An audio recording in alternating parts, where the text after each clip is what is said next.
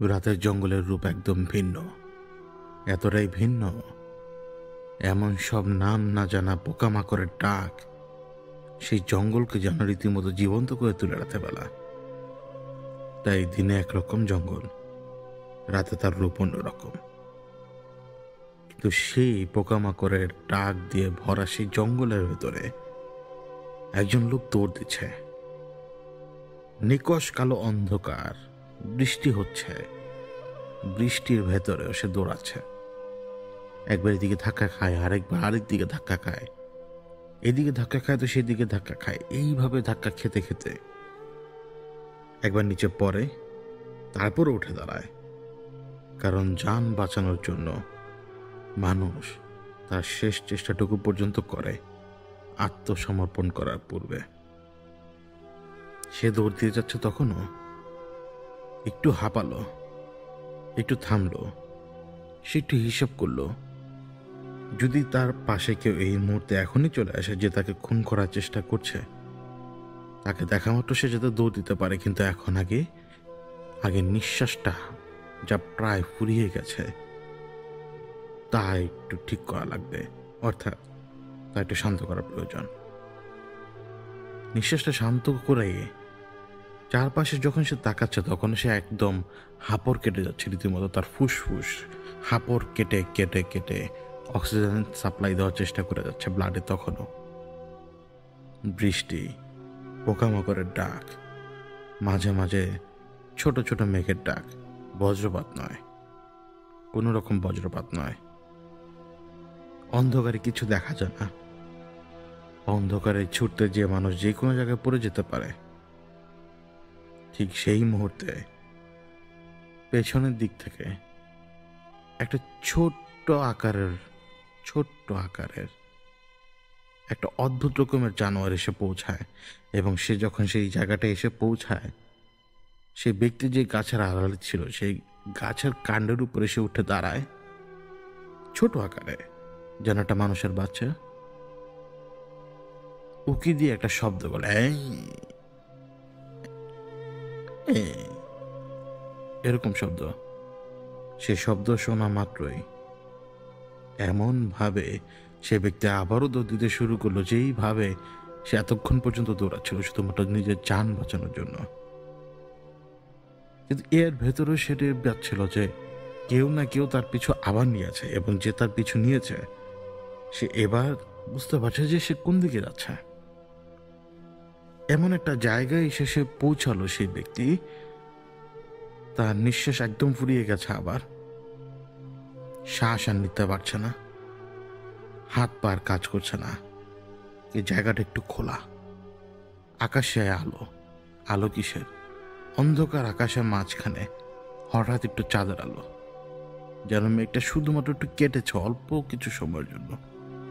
সে অল্প কিছু সময়ের জন্য কেটে যাওয়া মেঘের মাঝখান থেকে যেই চাঁদের আলোটা তার উপরে পড়েছিল, সেই আলোতে তার চেহারাটা ঝলমল করে উঠেছিল। কারণ সে ভিজে গিয়েছিল, সেই সাথে চুলগুলো আলোতে ঝলমল করছিল। এবং সে একেবারে স্তব্ধ এবং আতঙ্কিত। হঠাৎ সে ভেবেছিল সে আততায়ীকে পেছনে ফেলে চলে এসছে, কিন্তু সেই আততায়ী এখন তার চোখের সামনে। সেই আততায়ী, এই জন্য সে একদম ফ্রিজ, নড়তে পারছে না, চড়তে পারছে না, কিচ্ছু করতে পারছে না। চাঁদের আলো গায়েব হয়ে গেছে, কারণ মেঘ তার জায়গা আবার নিয়ে নিয়েছে। যখন সেই আততায়ী তার দিকে ধীর পায়ে এগোচ্ছে, ওই আততায়ীকে সেই ব্যক্তি দেখতে পাচ্ছিল এক ভিন্ন রূপে। ওই আততায়ী একজন মানুষ, কিন্তু তার কাঁধে, ডানে বামে, মাথার উপরে দুই হাত ধরে ঝুলে রয়েছে, পায়ের উপরে ঝুলে রয়েছে, শরীর আঁকড়ে ধরে রয়েছে। এমনকি তার পাশ দিয়ে ডানে বামে, সামনে পেছনে আর্মির মতো হেঁটে আসছে ছোট ছোট ছোট ছোট খচ্চর বাহিনী। এবং সেই আততায়ী, তার মুখে হাসি, তার ঠোঁটটা যে চওড়া হয়ে প্রায় কান পর্যন্ত যে পৌঁছে গিয়েছে, এই বিশ্রী ভয়ঙ্কর হাসিটা সে দেখতে পায়। তখনও সে বিশ্রী ভয়ঙ্কর হাসি সে দেখতে পাচ্ছে, এবং এমনভাবে তার দিকে এগিয়ে আসছে যেন যমদূত। তার হাতে একটা ছুরি। সে কিছু বোঝার আগে তার পেটের উপর দিয়ে একটা টান দিয়ে যায়। সেই টানের আঘাত কিচ্ছু বোঝে না সে। আদতেই যে তাকে ছুরি দিয়ে আঘাত করেছে, তার পেট প্রায় চিরে ফেলেছে, সে টের পায়নি। টের পেতে একটু সময় লাগে, কিন্তু নিজের চোখে সে যখন দেখতে পেল যে তার পেট কেটে কিছুটা অংশ বেরিয়ে এসছে, নিজের শরীরের রক্ত যখন তার দুই হাতে লাগে এবং অদ্ভুতভাবে সে খচ্চর বাহিনীর প্রত্যেকটা খচ্চর সে ব্যক্তির কাঁধ, হাত এবং পা থেকে লাফ দিয়ে নেমে ওই ব্যক্তিরই নাড়ি ভুড়ি যা হালকা একটু বেরিয়ে এসছে পেট কাটা কারণে তা ধরে টানতে যদি শুরু করে, তা দেখার পরে সেই ব্যক্তির কি অবস্থা হবে। সে বিস্ফোরিত নয়নে সবকিছু দেখছে এমন ভাবে যা দেখা কোনো ব্যক্তির পক্ষে সম্ভব না। এমন ভাবে দেখা কোনো কিছু সম্ভব না কারোর পক্ষেই। এবং দেখতে দেখতে দেখতে দেখতে তার সেই মৃত্যুর যন্ত্রণা শুরু হয়, মানে সেই ছটফটানি। এবং সেই অবস্থাতেও তার পেট আরেকটু চিরে দেয়। সেই আততাই তার ছুরিটা দিয়ে তার পেট আরো একটু চিরে দেয়, যাতে খুব সহজে নাড়িভুড়িগুলো টেনে বের করে খচ্চর বাহিনী যাতে খেলতে পারে। এবং সে আততায়ী তখনও এক অদ্ভুত শব্দ করতে করতে গ্যার গ্যার গ্যার গ্যার করছে।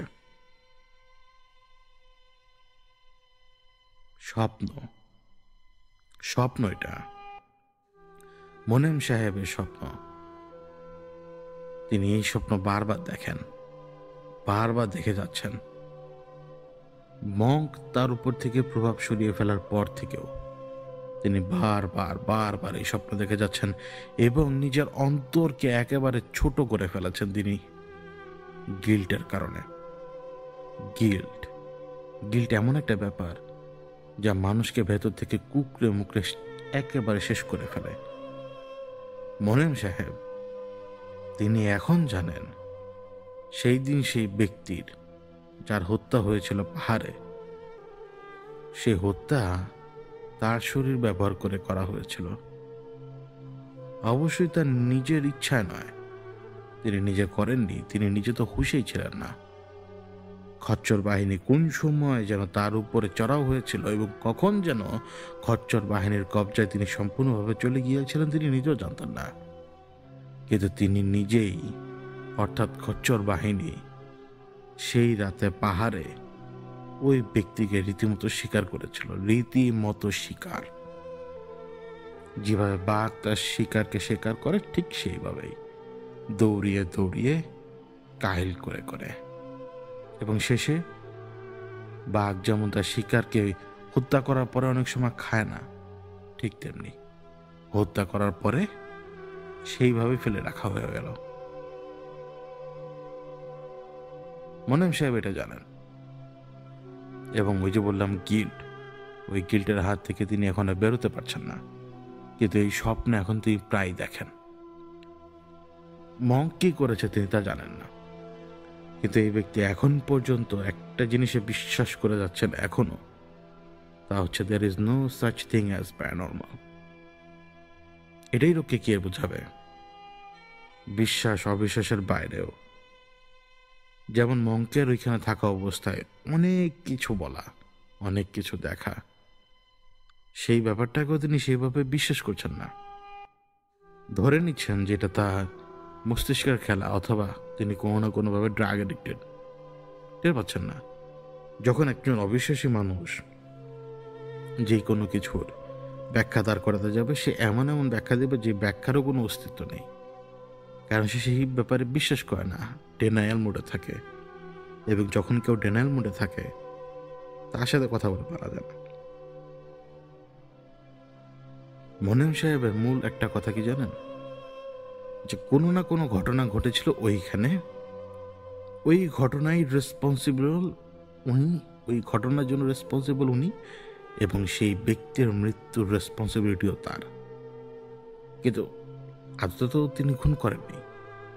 কিন্তু এমন কোন ঘটনা ঘটলো বা কি সেই জিনিস, তিনি ওই হিসেবে বসে আছেন যে এমন কোন জিনিস বা এমন কোন সত্তা বা এমন কোন কিছু আছে যা একটা মানুষের উপরে টেক ওভার করে নিতে পারে মুহূর্তের ভেতরেই, যতক্ষণ পর্যন্ত তার নিজের ইমোশনাল অ্যাক্টিভিটি ওইভাবে মানে সমর্থন যোগাতে না পারে, তা তো হতে পারে না। এবং সেদিন পাহাড়ে তো তারা আটকে গিয়েছিল, এখানে তো তার উপরে তো তার কোনো রাগ ছিল না, খুব ছিল না, কোনো কিছু ছিল না। তারা পথ হারিয়ে ফেলেছিল, দেরি হয়ে যাচ্ছিল। কিন্তু তার খুন হওয়াটা, পেটে নাড়িভুড়ি সব বেরিয়ে থাকাটা এবং এই স্বপ্ন, ধরে নেওয়া যায় যে মঙ্কের এখানে যা বলেছে সব কিছু নিজের মস্তিষ্কের বানানো সব কিছু, কিন্তু কিন্তু কিন্তু কিন্তু কিন্তু স্বপ্ন, একই স্বপ্ন মানুষ কি বারবার দেখে? কিন্তু মনে তো বারবার দেখে যাচ্ছেন একই স্বপ্ন। এই স্বপ্ন তিনি বারবার দেখে যাচ্ছেন, তিনি নিজেই তাড়া করছেন সেই ব্যক্তিকে। স্বপ্নে কি দেখছেন তিনি জানেন? তিনি হাসছেন, তার ভেতরে অত্যাধিক স্পৃহা খুন করার জন্য তার অত্যাধিক পরিমাণ রক্ত দরকার, রক্তের একটা স্বাদ এই মুহূর্তে তার খুব বেশি প্রয়োজন, এবং তার একমাত্র যোগান হচ্ছে সেই ব্যক্তি। পাহাড়ে অন্য কেউ নেই, এবং তাকে যদি এখন এখানে মেরে ফেলে তিনি যদি তার রক্ত পান করে ফেলেন, তাহলে আর কোনো কিছু কেউ জানবেও না।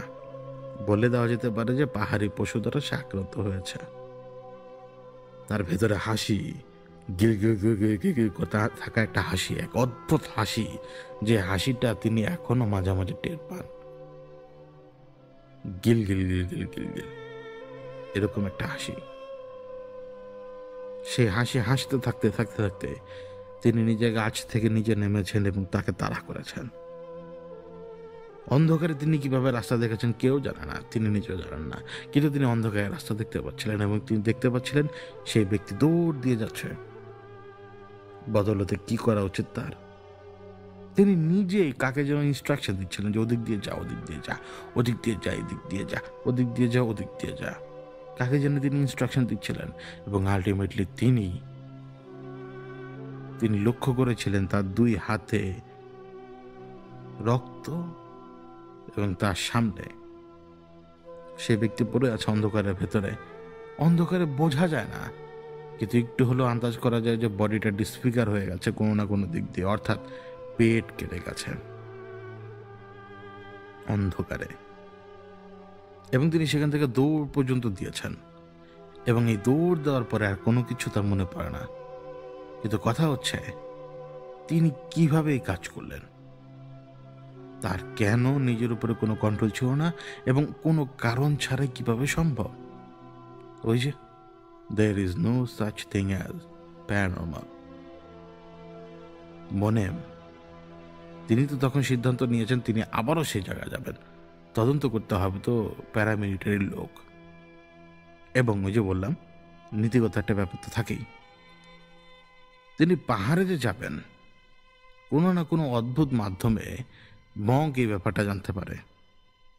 মঙ্ক যখন জানতে পারে এই বাঙালি ব্যক্তি পাহাড়ে আবারও যাবে, কোথায় যাবে মানে যেইখানে খুন হয়েছে বা যেইখানে পরবর্তীতে আসলে খুন হয়েছে কোথায় সেটা জানো না, লাশ তো সরিয়ে ফেলা হয়েছিল, সুতরাং লাশ যেখানে পাওয়া গিয়েছে সেইখানেই যাবে সে। তো ওই জায়গাটা তার জন্য এখন বিপজ্জনক। তো মঙ্ক সেটা টের পায়, এবং টের পাওয়ার পরে তিনি যে ফয়সালা করেছেন তিনি যাবেন, কবে যাবেন সেটা তো তিনি নিজে জানতেন, অন্য কেউ তা জানতো না। মঙ্ক একজন লোক মারফত খবর পাঠায়, ঠিক যেইখানে মোনাম সাহেব রয়েছেন, যেই ক্যাম্পের আশপাশে, সেইখানে মঙ্ক একজন লোক পাঠায়। এবং সেই লোক এসে যখন মঙ্কের খবর মোনাম সাহেবকে দেয়, মোনাম সাহেব কথা শুনলো, খবরটা গ্রহণ করলো, ফিডব্যাকে তিনি কোনো উত্তর দেয়নি। কিন্তু ওই যে অবিশ্বাসী একটা মাইন্ড তার, সেই মাইন্ড বা সেই মস্তিষ্কের ভেতরে আবার একটা প্রশ্ন দাঁড়িয়ে যায়, মঙ্ক কিভাবে জানলো যে তিনি যাচ্ছেন আবারও পাহাড়ে? তার তো মূল প্ল্যানই হচ্ছে যে তিনি এখান থেকে পালিয়ে বের হবেন, কারণ তিনি রাতে ঘুমাতে পারছেন না এখন আর। একে তো ঘুমালে তাকে সেই স্বপ্ন দেখতে হচ্ছে, দ্বিতীয়ত গিল্ড তাকে ভেতর থেকে শেষ করে ফেলছে। কিন্তু তারপরও তিনি বের হন, একটাই উদ্দেশ্য, তাকে যেতে হবে পাহাড়ে, ফাইন্ড আউট করার জন্য কে বা কিসের দ্বারা তিনি ওই ঘটনা ঘটিয়েছেন। দেখাতে হবে তো সবাইকে যে there is no such thing as paranormal, এবং তার তীব্র বিশ্বাস যে তিনি কোনো না কোনোভাবে জঙ্গলে ড্রাগ দ্বারা অ্যাডিক্টেড হয়ে গেছেন বা বিষাক্ত কোনো কিছুর কারণে তিনি কোনো না কোনোভাবে সাইকোলজিক্যাল ইস্যুর ভেতর দিয়ে যাচ্ছিলেন। তার প্রমাণ একদম জরুরি, কারোর জন্য না, নিজের জন্য। কারণ মানুষ তো একজন খুন হয়েছিল, একজন মানুষ তো মরেছিল। ক্যাম্প থেকে যদি তিনি এখন নিখোঁজ হয়ে যান, তা একটা ঝামেলা তৈরি করবে। কারণ পাহাড়ের এই এলাকাগুলোতে মিলিশিয়ার অভাব নেই, তারা ছোট ছোট গ্রুপে অপারেট করে। এর বাইরেও একজন ব্যক্তি নিখোঁজ হয়ে গেলে তার জন্য সার্চ পার্টি তো বের হবেই। তো এই সমস্যা এড়ানোর জন্য তিনি ছুটি নিয়েছিলেন। তার কর্মকর্তা বা ও যেই হোক না কেন তারা জানবে যে সে ছুটিতে, তার নিজের আসল উদ্দেশ্য অন্য কেউ জানবে না। কিন্তু আপনারা আর আমরা এখন শুনছি তার বদলতে তার আসল উদ্দেশ্য। তিনি বের হন, কিন্তু পাহাড়ে যাবার পরে তিনি বুঝতে পারলেন যে তিনি তো সেই জায়গা সহজে চিনতে পারবেন না। পাহাড় এমন এক জায়গা, কোনো কোনো জায়গা মনে হয় যে দেখতে একই রকম কিন্তু একই রকম না। আবার মনে হয় আপনি পৌঁছে গেছেন কিন্তু পৌঁছাননি, কারণ আপনি তো উপরের দিকে হাঁটছেন, আপনি টের পাবেন না আপনি কত তাড়াতাড়ি ক্লান্ত হয়ে যাবেন। তিনি খুঁজে গেছেন খুঁজে গেছেন খুঁজে গেছেন। তার হিসাব ছিল কি যে একটা সঠিক সময় তিনি ব্যাক করবেন, কিন্তু এতটাই তিনি মগ্ন হয়ে গিয়েছিলেন যে আর তিনি ব্যাক করতে পারেননি। সেদিন ঠিক সেইভাবে হারিয়ে গেলেন যেভাবে তারা হারিয়ে গিয়েছিলেন। হিসাব ছিল, কম্পাস ছিল, সব কিছু ছিল, তিনি দিনে আলো থাকতে ফিরে আসেননি। সেই মাধ্যম তিনি নেননি, কারণ ওই যে খুঁজছিলেন, তিনি খুঁজে বেড়াচ্ছিলেন সেই জায়গাকে বা সেই জায়গাটার আশপাশকে, অথবা কে বা কি বা কেন। এই প্রশ্নের উত্তর এখন অন্ধকারও এসছে। পাহাড়ে অন্ধকার খুব দ্রুত নামে, কারণ গাছগাছালি ভরা এবং উঁচু জায়গার বদলতে কিন্তু যে অন্ধকার হচ্ছে না তাই না, পাহাড়ের কারণে না, গাছগাছালির কারণে। এখন অন্ধকার হয়ে এলেও গাছের পাতাগুলো দিয়ে কিন্তু আকাশ বোঝা যায়। নিচে থাকা একদম রিস্ক। তিনি উপরে উঠলেন। কিসে? ভালো করে বিচার করে, সব কিছু বিচার করে একটা গাছ পেলেন, যে গাছটা তার জন্য, যে জায়গাটা উঁচু রয়েছে সেই জায়গাটা তার জন্য সেফ। তিনি উঠে গেলেন এবং সাথে নিজের যা যা দরকার ছিল বা যা যা নিজের সাথে ছিল তার মধ্যে থেকে বেশ কিছু জিনিস গাছের প্রথম দিকের অংশে রেখে তিনি একেবারে উঁচু অংশটা যে নিজের মতো থাকার মতো একটু ব্যবস্থা করে নিলেন। দড়ি ছিল সাথে, দড়ি দিয়ে নিজের থাকার মতোটা ভালো ব্যবস্থা করে নিয়েছেন গাছের উপরে, টেম্পোরারি। অর্থাৎ তিনি রাতে আরাম করে ঘুমাতে পারবেন না, তার তো ঘুমানোর কোনো ইচ্ছেই নেই। কিন্তু তার ভেতরে না একটা শক্তি কাজ করছে, যে শক্তিকে তিনি টের পাচ্ছেন না। তিনি যে বারবার চিন্তা করছেন there is no such thing as paranormal, কিন্তু তিনি নিজেই তো বারবার কাউকে না কাউকে স্মরণ করছেন। কাকে তিনি স্মরণ করছেন? তাদেরকেই তো, যারা খুন করেছে তাকে, এবং যারা তার পেছনে লেগেছিল তাদেরকে তো। তিনি তো সেটা বুঝবেন না। যখন তিনি বারবার চিন্তা করছেন তাদের কথা, এই জঙ্গলে যারা থাকে তারা তা টের পাবে না? অবশ্যই টের পাবে। এখন গাছে বিশ্রাম করছেন ঘুটঘুটে অন্ধকার, এবং এই ঘুটঘুটে অন্ধকারের ভেতরে চোখ দিয়ে যখন আপনি একদিকে তাকিয়ে থাকবেন না, আপনার চোখে রং বেরঙের আলোকছটা দেখা দিবে অন্ধকারের ভেতরেই, অপটিক্যাল ইলিউশন। কারণ চোখের আর অন্য কোনো কাজ নেই অন্ধকারের দিকে তাকিয়ে দেখে, সে এত বেশিক্ষণ অন্ধকারের দিকে তাকিয়ে থাকতে পারবেও না। এই নিকষ কালো অন্ধকার আস্তে আস্তে কেন জানি এমন একটা আকার ধারণ করলো যে তিনি দেখতে পাচ্ছেন এখন অন্ধকারের ভেতরে তিনি দেখতে পাচ্ছেন যেন তার চোখের রং বদলে গেছে, দেখার ধরন বদলে গেছে। চোখটা তার কেন জানি মনে হচ্ছিল যে এখন একটু বেশি চওড়া এবং কিছুটা পেরিয়ে এসছে। তার নিজের অনুভূতি এটা। এই জন্য তিনি বারবার নিজের চোখকে স্পর্শ করছিলেন। তিনি এমনভাবে সবকিছু দেখতে পাচ্ছিলেন যেন ব্ল্যাক অ্যান্ড হোয়াইট সবকিছু। কালোটা কালো এবং সাদা যেটা সেটাও একটু মনোক্রমিক অথবা একটু ধূসরের মতো। এই জঙ্গলের রূপটা এখন তার সামনে বদলে গেছে। কিছু জায়গা একদম কালো এবং তার আশপাশ সাদা, কিন্তু ধূসর সাদা। আমরা যেরকম এই মুহূর্তে ছবিতে দেখতে পাচ্ছি, পরিবেশটা তার জন্য এরকম। এমন অবস্থা হুট করে যখন তিনি এইরকম দেখতে পেলেন, তিনি একেবারে অ্যালার্ট। তিনি বারবার নিজের চোখ ভালো করে কচলালেন যে তিনি কি আবারও বিষক্রিয়ার শিকার হলেন কিনা। সেই ভুল ধারণা তার ভেতরে যে তিনি বিষক্রিয়ার শিকার হচ্ছেন কিনা, তিনি কি ভুল দেখছেন কিনা নিজের চোখে। ওই অবস্থাতে থপ থপ থপ থপ করে কি জানি একটা এগিয়ে আসছে। তিনি গাছের ওই উপরের অংশ থেকে নিচের দিকে উকি দিয়ে দেখতে পান, থপথপ থপথপ করে যে জিনিসটা তাকে ক্রস করে মাত্র চলে গেল তা হচ্ছে একটা মাথাবিহীন দেহ। মাথাবিহীন দেহ। যেই জায়গাটা থেকে মাথা আলাদা হয়ে গেছে সেখান থেকে তখনও ছিটকি দিয়ে রক্ত এদিক ওদিক পড়ছে এবং এই অন্ধকারের ভেতরও তিনি তা দেখতে পাচ্ছেন। যে মুন্ডহীন অবস্থায় দৌড় দিচ্ছে, তার শরীর, তার হাত ঘুরে ফিরে ঠিক যেই জায়গাটায় চেহারা থাকার কথা ঠিক সেই জায়গা পর্যন্ত আসছে।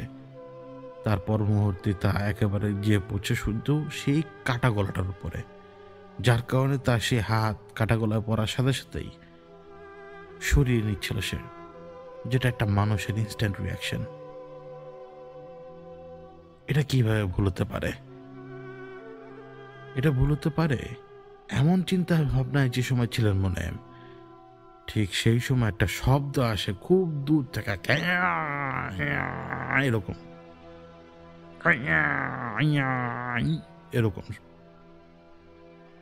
এই শব্দটা যখন আসে যে ক্যাওয়াই, মানে যেরকম আর কি বলার চেষ্টা করেছে, ঠিক এই শব্দটা যখন আসে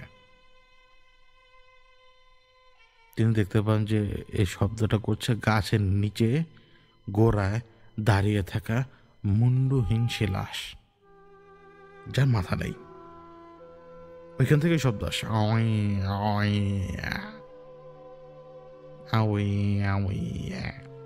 মানে শব্দটা এরকমই, টেম্পো এরকমই আলাদা হচ্ছে। এটা দেখার পরে যখন নিজের পাকে একটু, মানুষ যখন ভয় পায় নিজেকে গুটিয়ে নেয় না, তিনি নিজেকে গুটিয়ে যখন নিতে যাচ্ছেন সেই সময় তিনি দেখতে পান যে ঠিক তার কাঁধের উপরে, মানে একটা প্যাঁচা যদি বসে, সে প্যাঁচা যতটুকু আকার হবে এতটুকু আকারের একটা খচ্চর, এতটুকু আকারের খচ্চর, যাকে দেখে মনে হচ্ছে সে যেন মাইন্ড করে, মানে মাইন্ড বা যে মাইনাররা যেরকম কাজ করে, হাতে জিনিসপত্র থাকে মাইনিং এর, এইরকম যেন সে মাটির নিচে সুরঙ্গে থাকে এবং সুরঙ্গ খোদাই করা তার কাজ। তার একটা মাত্র কাজ সুরঙ্গ খোদাই করে, এর বাইরে অন্য কোনো কাজ না। একেবারে একটা প্যাঁচা যদি তার ঘাড়ে বসে ঠিক ওইরকম মাথা কাত করে তিনি দেখতে পাচ্ছেন, অর্থাৎ তার কাত কি বেশি চওড়া হয়ে গেল নাকি? গাছের উপর থেকে যখন নিচে পড়েছেন তখন তিনি টের পাননি। তিনি টের পেলেন তখন যখন তিনি বুঝতে পারলেন যে কেউ তাকে টেনে হিঁচড়ে নিয়ে যাচ্ছে কোথাও। জঙ্গলের ভেতরে তাকে কেউ পা ধরে এমনভাবে টেনে হিঁচড়ে নিয়ে যাচ্ছে এবং বিভিন্ন জায়গায় বিভিন্নভাবে আঘাত খেতে খেতে খেতে একসময় চিৎকার করছিলেন তিনি।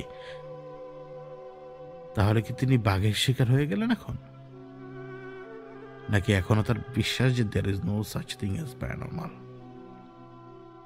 তাকে টেনে নিয়ে যাচ্ছি জঙ্গলের ভেতরে এবং এক অদ্ভুত ডাক তিনি বারবার শুনতে পাচ্ছেন, খোয়াংমো খোয়াংমো খোয়াংমো, এরকম খোয়াংমো খোয়াংমো খোয়াংমো, মানে খোয়াংমো।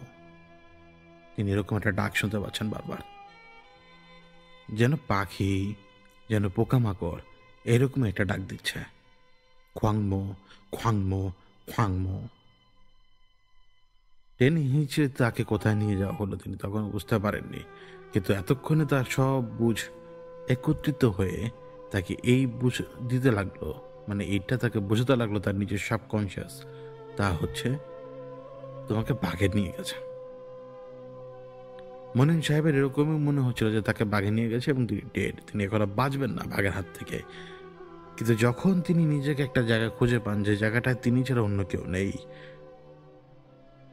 তার সমস্ত হিসেব নিকেশ তখন চুরমার হওয়ার পথে যে there is no such thing as paranormal, এটাই তার বিশ্বাস। কিন্তু এখন তার বিশ্বাস বদলাতে যাচ্ছে, মারাত্মকভাবে তার বিশ্বাস এখন বদলাতে যাচ্ছে।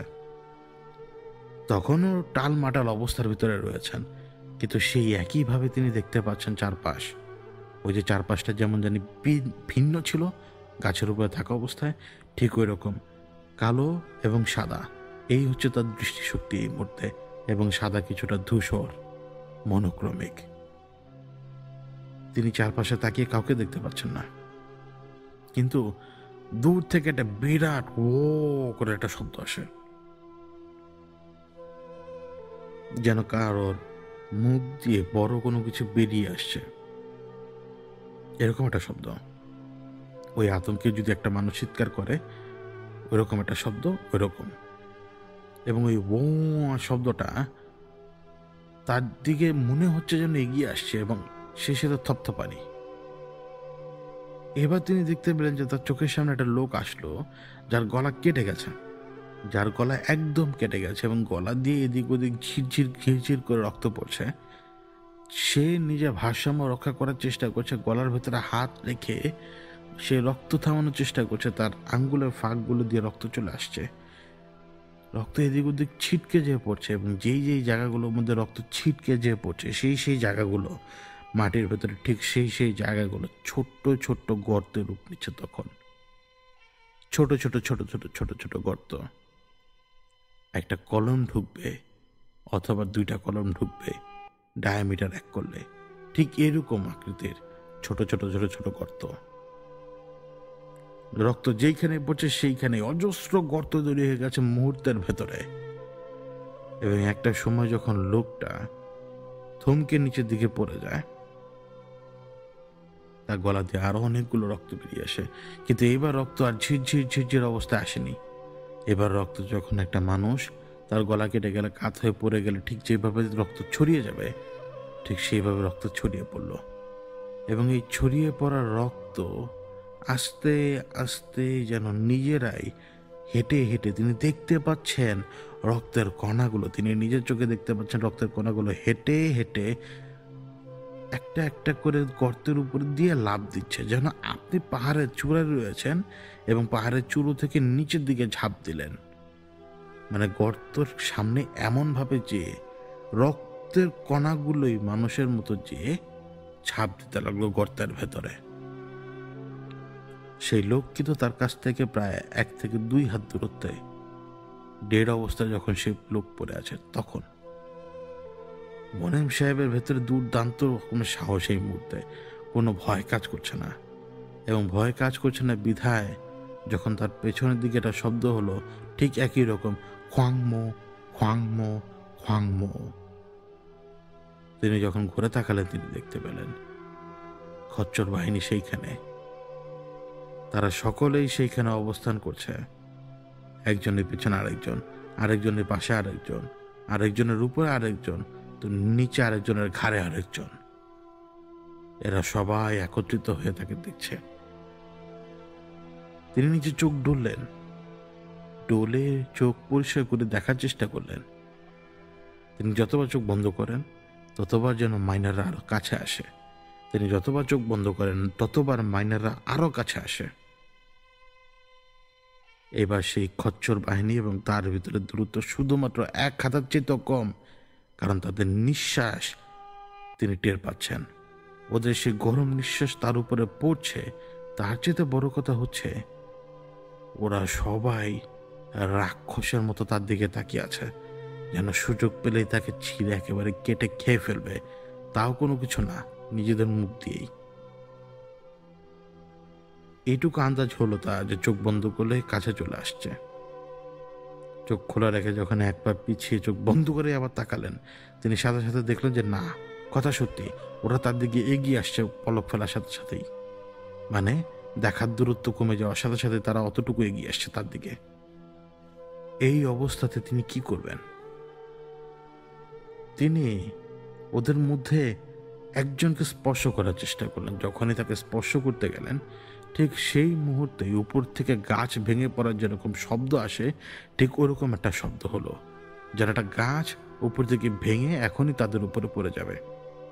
ওই শব্দটা যখন হলো, তিনি তার কেন জানি মনে হলো যে গাছ অদৃশ্যভাবে তার উপরে পড়ার কথা ছিল, কিন্তু অদৃশ্যভাবে পড়েনি। গাছটা যে পড়েছে ওদের উপরে, গাছ সরাসরি খচ্চর বাহিনীর উপরে পড়েছে। তিনি সেখান থেকে উদ্ধার পেয়েই এবার আবার দিগ্গে জ্ঞান হারিয়ে একেবারে ছুটতে শুরু করেছেন, কারণ জঙ্গলের ভেতরে কেউ কিছু বুঝবে না, দেখবে না, চিনবে না। তার ব্যাগ যেটা ছিল সেটা সেই গাছের ওইখানেই ছিল, ব্যাস ওটা সাথে নাই এখন। ধাক্কা খেয়ে এদিকে পড়েন, সেদিকে পড়েন, প্রচণ্ডভাবে আঘাত খান। এইভাবে তিনি ধাক্কা খেতে খেতে পরে আঘাত পেতে পেতে একটা সময় এমন একটা জায়গায় যে পৌঁছে যান, যে জায়গাটাতে পৌঁছানোর পরে তিনি আন্দাজে বুঝতে পারলেন যেটা সম্ভব না, তা হলো তিনি একটা জেএসএস ক্যাম্পের খুব কাছাকাছি। মানে এখন ধরা পড়লে তিনি জিম্মি হয়ে যাবেন, এমনকি তাকে খুনও করে ফেলা হতে পারে। কারণ এই জেএসএস ক্যাম্পটা, যে এই অস্থায়ী ক্যাম্পে 3-4 জন লোক তো অবশ্যই আছে। অস্থায়ী ক্যাম্প কেন? কারণ ওই যে বলেছিলাম, জেএসএস এর লোকেরা অথবা বিভিন্ন রকমের মিলিশিয়া বাহিনী ছোট ছোট গ্রুপে রাতের বেলা পাহাড়ে ঘোরাফেরা করে। কিন্তু তিনি ক্যাম্প কিভাবে ছিলেন? মানে তিনি তো এলোমেলোভাবে পড়ে গিয়েছিলেন। যদি কেউ পড়ে যায়, সে যখন উঠে দাঁড়াবে বা উঠে বসবে ঘুটঘুটে অন্ধকারের ভিতরে, তাহলে সে কিভাবে চিনবে যে এটা একটা ক্যাম্প? ওই ক্যাম্পটা তৈরি করা হয়েছিল কিছু কিছু বড় বড় গাছপালার ডাল দিয়ে, শুধুমাত্র ডাল দিয়ে, পাহাড়ি গাছপালার ডালগুলো দিয়ে। কিন্তু তিনি চিনলেন কিভাবে? তার ভিশনটা একদম বদলে গেছে। এখন একটা মানুষ যেভাবে দেখে, তার দেখার ধরন এখন সেরকম না, সাদা এবং কালো। এই হচ্ছে এই মুহূর্তে তার দেখার ধরন। এই অদ্ভুত দেখার যেই ধরনটা তার, এই দেখার ধরনে তিনি কিন্তু আশপাশকে বুঝতে পারছিলেন। যদি কোনো কিছু, যা একটা বস্তু বা একটা পদার্থ স্পর্শ করা যাবে, তা কালো তার কাছে লাগছে, এবং যেটা শূন্য স্থান অর্থাৎ বাতাসের জায়গাটা, ফাঁকা জায়গাটা, সেই জায়গাটা একদম সাদা লাগছে, কিন্তু ধূসর। মানে রেডারের মতো। মানুষের চোখ কিন্তু রেডারের মতো দেখতে পারে না, এবং সেই কারণেই সে কিন্তু বুঝতে পারলো যে সে একটা ক্যাম্পের কাছে এসে পৌঁছেছে, মিলিশিয়া ক্যাম্পের কাছে। এখন এই যে শব্দগুলো হলো, ক্যাম্পের লোক কিন্তু বেরিয়েছে, তাদের হাতে কিন্তু সেই অস্ত্রগুলো ছিল, দেশীয় অস্ত্র। এরপর যেমনটা বজ্রপাত হয়, ঠিক এরকম 2-2বার তার চোখের উপরে মনে হলো যেন বজ্রপাত পড়েছে। তারপর শুধু দৌড়, কে জানি দৌড় দিচ্ছে, কোন দিকে দৌড় দিচ্ছে কেউ জানে না, শুধু দৌড় দিচ্ছে। বাতাস আসছে, পানি আসছে, সবকিছু আসছে, শুধু দৌড় দিচ্ছে, দৌড় এবং দৌড়। নিকশ কালো অন্ধকার, চারপাশে গাছ, ডালপালা, কাটা, মাটি, পিছলে যাওয়া মাটি, পানি, পাহাড়, সবকিছু ডিঙ্গিয়ে কোথায় জানি যাচ্ছে সে। শুধু দৌড় আর কিচ্ছু না। এবং সেই দৌড় কিন্তু স্বাভাবিক দৌড় না, সেই দৌড় এমন এক অদ্ভুত ধরনের দৌড়, যে দৌড় দেওয়ার সময় চারপাশে কি ঘটছে তা একেবারে স্লো মোশনও দেখা যাচ্ছিল। ডানে, বামে, সামনে, পেছনে খচ্চর বাহিনী দৌড় দিচ্ছে। একই সাথে দৌড়াচ্ছেন তিনি, মনিম সাহেব একই সাথে তাদের সাথে দৌড় দিচ্ছে, এবং তার ভেতরে এক হিংস্র প্রবৃত্তি জেগে উঠেছে, যেটা তিনি নিজে টের পাচ্ছেন। এক হাসি, এক অদ্ভুত হাসি, যে হাসিটা একদম গিলগিল করার মতো, এবং এক অদ্ভুত শক্তি, এবং একজন মানুষ যে যখন নিজের ভার আর বহন করতে পারছে না, মনে হচ্ছে সে একদম হালকা, তার কাছে যেন মনে হচ্ছে সে উড়ছে। এখন খচ্চর বাহিনীর সাথে দৌড়াচ্ছে মনে, কোথায় দৌড়াচ্ছে সে নিজেও জানে না। খচ্চর বাহিনী এক স্লোগান দিতে দিতে এগিয়ে যাচ্ছে, একেবারে বাতাস, মাটি, পানি সব কিছুকে ডিঙিয়ে যাচ্ছে তারা যেন। কখনো মনে হচ্ছে তারা গাছপালার চূড়ার উপরে উঠে যাচ্ছে, কখনো মনে হচ্ছে তারা মাটির নিচে দিয়ে যাচ্ছে। মোনেম সাহেব নিজে বুঝতে পারছিলেন যে তিনি গর্তের ভেতরে ঢুকছেন, আবার তার মনে হচ্ছিল যে তিনি গর্তের বাইরে বেরিয়ে গাছের উপর দিয়ে যাচ্ছেন। যেন স্বপ্নের ভেতরে মানুষ যেভাবে উড়ে ঠিক সেই রকম। কিন্তু এবার এমন একটা জায়গা যে তার হুঁশ ফিরল।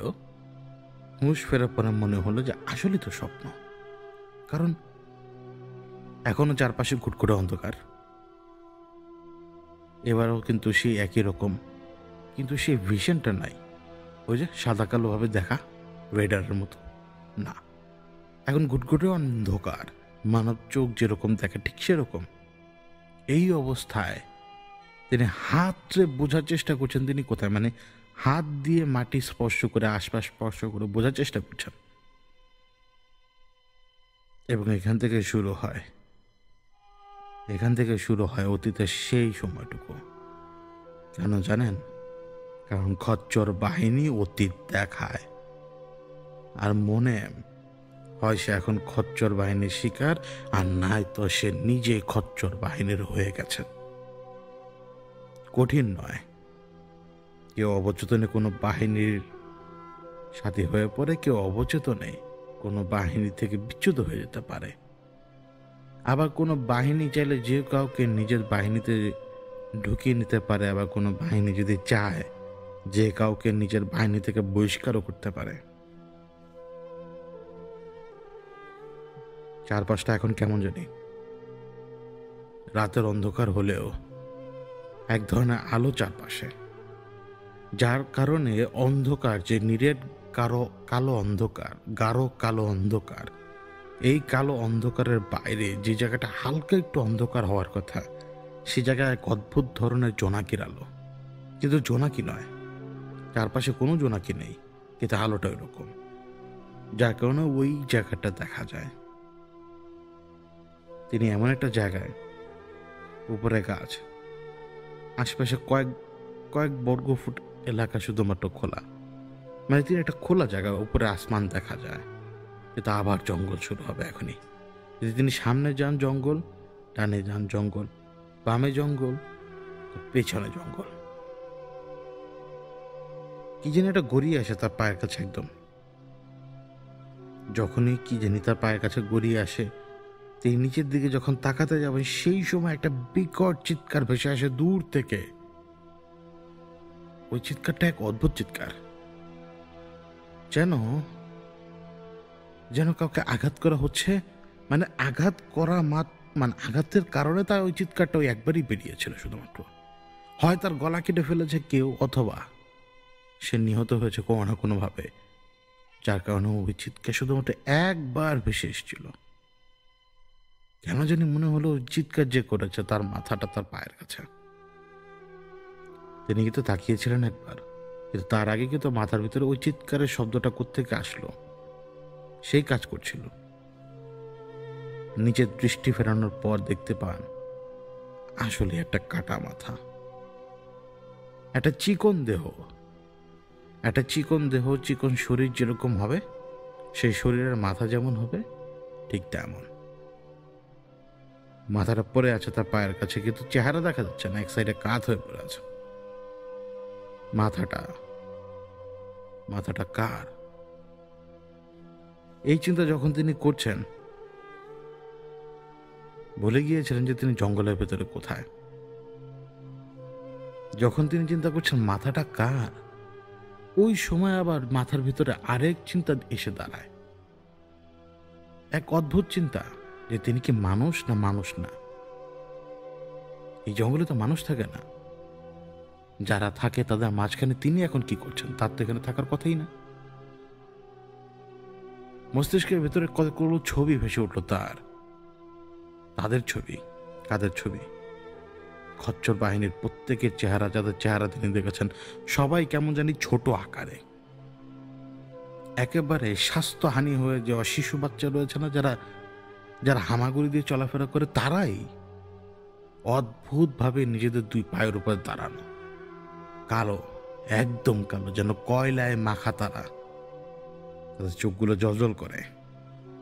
হাতে মাটির ভেতরে খোঁড়ার সরঞ্জামাতি থাকে, কারোর হাতে থাকে বেলচা, তো কারোর হাতে থাকে কুড়াল, কারোর হাতে থাকে মানে মাটি খোঁড়ার সেই জিনিসপত্র, তো কারোর হাতে থাকে ছুরি, কারোর হাতে থাকে লাঠি, কারোর হাতে থাকে বড় হাতিয়ার।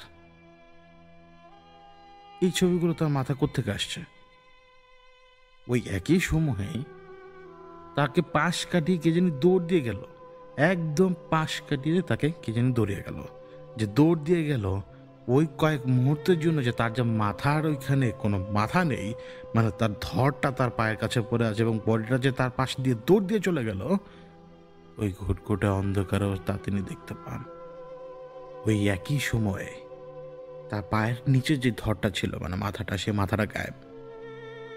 যখন মাথাটা গায়েব, তখন তার পেছনের দিক থেকে একদল লোক আসছিল, যে লোকেরা যেন মনে হচ্ছে এটা একটা রাস্তা, এই রাস্তা দিয়ে এই একদল লোক এগিয়ে আসছে। সে পাশ কাটানোর সময় পর্যন্ত পায়নি, আতঙ্কিত হয়ে পড়েছিল যেটা কারা। কিন্তু মনিম সাহেব দেখলেন যারা যাচ্ছে তারা তাকে চিনেও না, মনে হলো যেন দেখছেই না, এখানে যেন তার কোনো উপস্থিতি নেই। যারা যাচ্ছে তাদেরকে কেমন জানি লাগছে, মনে হচ্ছে মিলিশিয়া বাহিনীর কোনো না কোনো অংশের একটু বেশি দাপটশীল কোনো লোক। মনে হলো তাদের কাপড় চোপড় কেমন জানি চেনা যায় না, কিন্তু তারা কাকে জানি ধরে নিয়ে যাচ্ছে, কাকে জানি তারা ধরে নিয়ে যাচ্ছে। তাকে এমনভাবে ধরে রেখেছে তার দুইটা পা মাটিতে পড়ে আছে, তার উপরের অংশটুকু তারা আগলে ধরে নিয়ে যাচ্ছে। মনে হচ্ছে যেন তাকে চাবুক দিয়ে মেরেছে ইচ্ছা মতো ওরা কেউ। এদের পিছু পিছু হাঁটার কোনো ইচ্ছা তার ছিল না, কিন্তু পেছন থেকে কে জানি তাকে ধাক্কা দিয়ে বলল, হাঁট, চলতে থাক।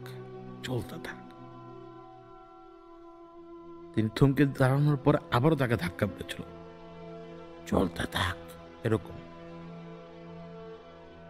চলছেন তিনি চলছেন এবং তার পেছনে যে আরো লোকজন আছে সেটা তিনি বুঝতে পারছেন। তাদের নিঃশ্বাস কেমন জানি মরা মানুষের মতো। মরা মানুষ যদি নিঃশ্বাস নেয় ঠিক যেভাবে নিঃশ্বাস নেবে, ওই রকম নিঃশ্বাস নিচ্ছে তারা। সেই লোকদের সাথে যখন তিনি হেঁটে যাচ্ছেন, তিনি তো জানেন না তিনি কোথায় যাচ্ছেন। পাতা পার হচ্ছে, গাছ পার হচ্ছে, খোলা জায়গা পার হচ্ছে, পানি পার হচ্ছে, ছোট বয়ে যাওয়া নদীর মতো জায়গা পার হচ্ছে যেটা হাঁটু সমান পানি। এই সব কিছু পার করে তিনি কোথায় জানি যাচ্ছেন।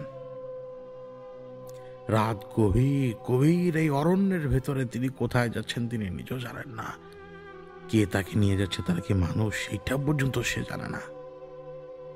সে দেখছে শুধুমাত্র ঘুটঘুটে অন্ধকার, কিছু সময়ের জন্য সে অন্ধকার কেটে যায়। কিন্তু এমন একটা জায়গায় এসে সে পৌঁছায় যে জায়গাটা দূর থেকেই হালকা একটু আলোকিত দেখে মনে হচ্ছে এই রাতের বেলা মশালের আলোয় যে পরিমাণ আলো হওয়ার কথা, সেই রকম আলো। এবং এই যেন এক রাজবাড়ি, জঙ্গলের ভেতরে, জঙ্গলের গাছের পাতা দিয়ে তৈরি রাজবাড়ি,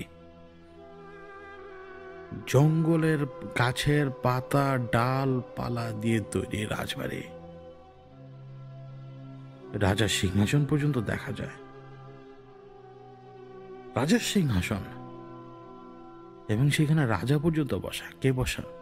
রাজা। কার মতো দেখতে, কার মতো জানি দেখতে, চেনা জানা তাকে। রাজা কার জন্য বিচার করছে। পাশে এই যে ডান পাশে তাকে এখন ওরা ধরে রেখেছে, চাবুক মেরে একেবারে ঝাঁঝা করে ফেলেছে। তারপরও রাজা বলল, কি জানি বলছে, ভাষাটা তিনি চিনতে পারছেন না। কি জানি বলছে তিনি। এ বাংলা ভাষা নয়, এই ভাষা তিনি শুনেননি। এই ভাষা তার পক্ষে বোঝা খুব কঠিন। কিন্তু তারপরে শুনে রেখে এরা সেই লোককে নিয়ে ঘুরে যাওয়া মাত্রই তাকে পর্যন্ত ঘুরিয়ে নিল। যে রাস্তা দিয়ে তিনি এসছেন এখন, সেই রাস্তাতে একটা বেদি, একটা বেদি এবং একটা মঞ্চটা এমনভাবে সাজানো যেন এখন একজন ব্যক্তির কল্লা কাটা হবে, তাকে নুইয়ে রাখার জন্য এবং তার দুই হাত টেনে ধরার জন্য দুই দিকে দুজন লোক, এবং সেই মঞ্চ যে তৈরি করা হয়েছে তার মাথাটা যাতে আটকানো থাকে তার জন্য গাছপালার ডাল দিয়ে তৈরি করা হয়েছে বিশেষ এক ধরনের ফাঁদ। ওই ফাঁদের ভিতরে তার মাথা আটকে থাকবে এবং দুইজন দুই হাত ধরে রাখবে, বাকিরা পাও।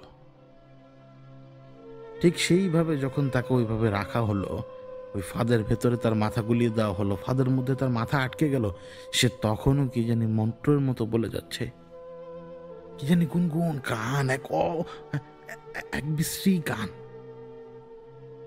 কিন্তু তার কোনো অর্থ নেই, না বাংলায় না নিজের জানে না এমন ভাষার গান, নাকি মন্ত্র, নাকি নিজের দুঃখের কথা বলছে, নাকি নিজেকে বাঁচানোর কথা বলছে, কিচ্ছু সে জানে না। সে জানবে কিভাবে? সে তো মানুষ, এ তো অলৌকিক, যা হচ্ছে তো অলৌকিক। যখন দুইজন তার দুই হাত টেনে ধরলো, সে চিৎকার করে কার উদ্দেশ্যে জানি কি জানি বলল, সাথে সাথে নেমে এলো একটা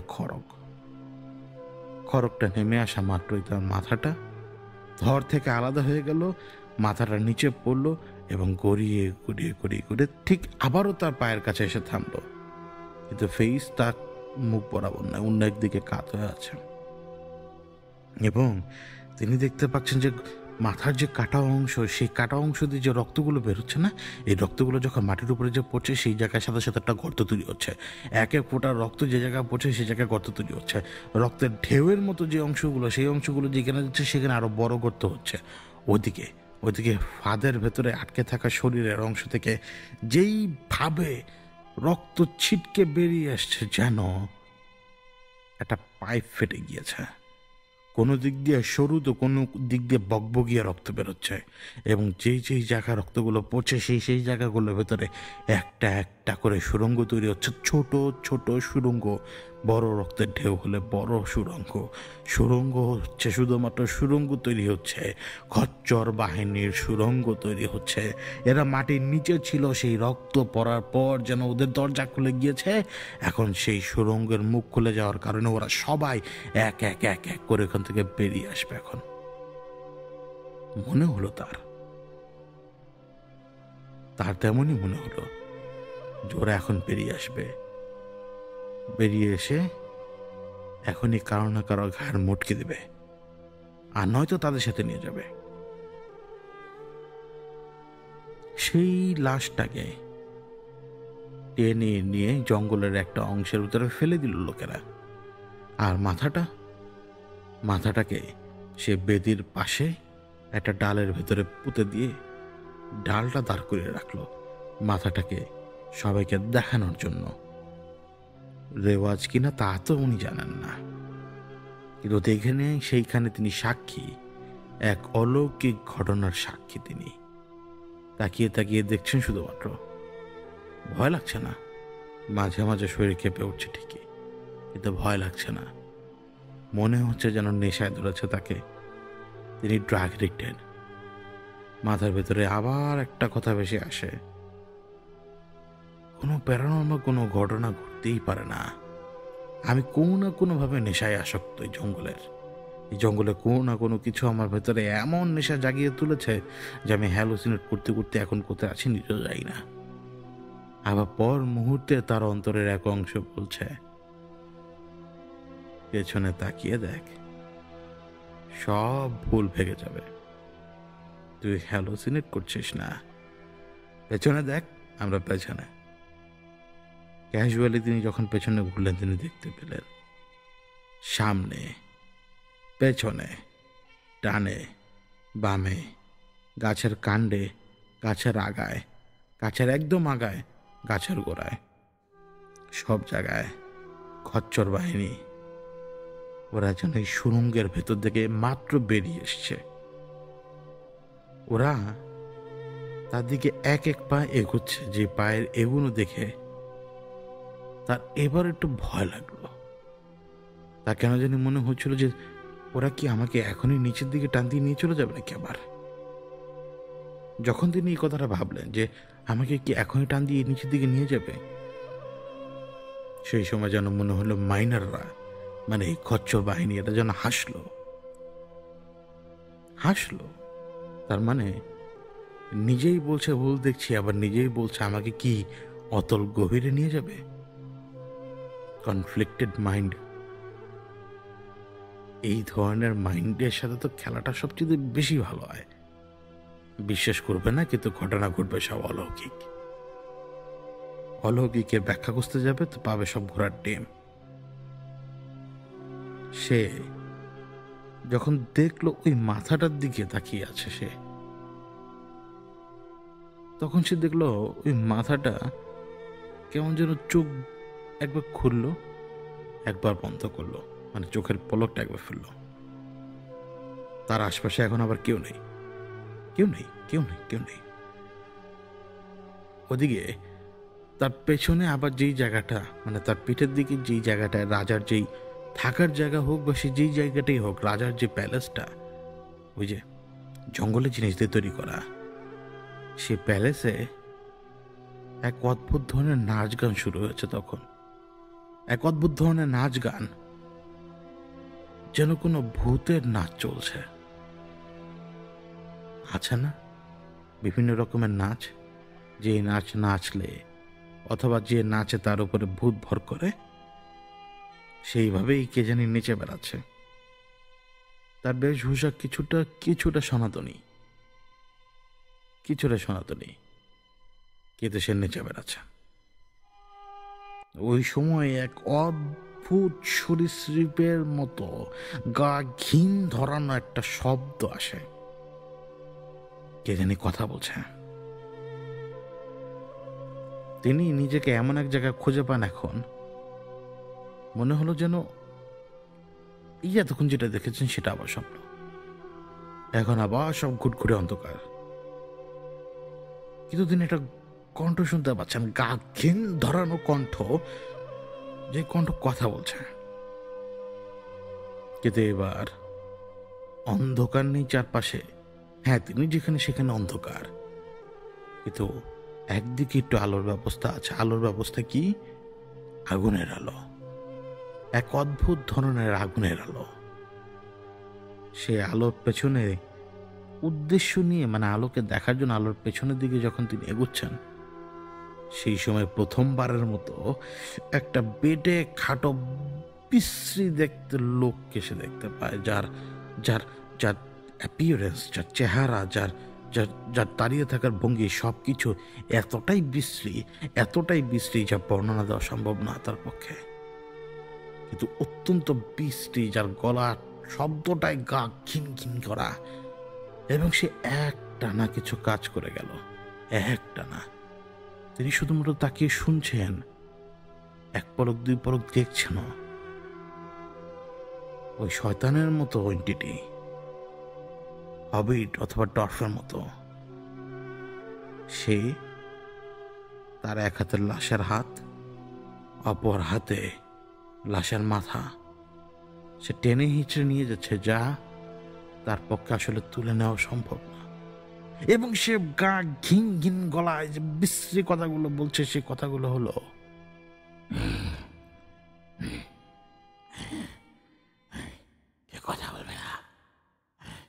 কথা বলবে না, বিরক্ত করবে না, কোয়াংমর সাধক, রাজাতে কি করলে কোয়াংম বদলা নিবে। তুই কোয়াংম সাধককে খুন করে ফেলেছিস।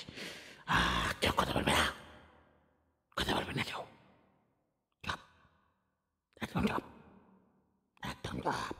কথা বলবে না।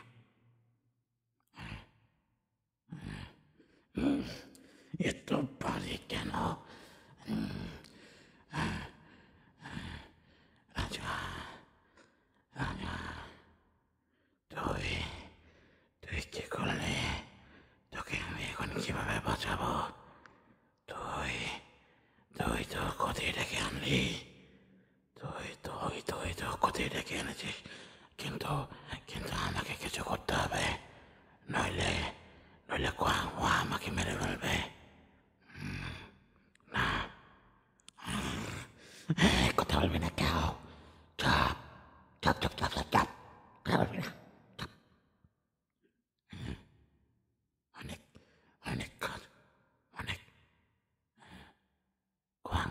তো কোয়াংমা এসে জিজ্ঞেস করবে আমি কি করেছিলাম, কি জবাব দেব, কি জবাব দেব, আমি কি জবাব দেব? চুপ চুপ, কথা বলবি না, চুপ চুপ চুপ চুপ চুপ চুপ, কথা বলবি না, তোরা কথা বলবি না, তোরা মাটির নিচে থাকিস, মাটির নিচে থাক, কথা বলবি না, শব্দ করবি না। কোয়াংমা কোয়াংমা, আমাকে কিছু করতে হবে। রাজা, রাজার মেয়েকে, দাঁড়াও দাঁড়াও, কোথায় কি আছে? এই তো সাধকের পেটের নাভি, এটাকে কাটতে হবে আমাকে, এটাকে কাটতে হবে, উচ্চাটনের ভেতরে ফেলতে হবে আমাকে। তোরা তোরা কথা বলবি না, তোরা আমাকে কাজ করতে দে।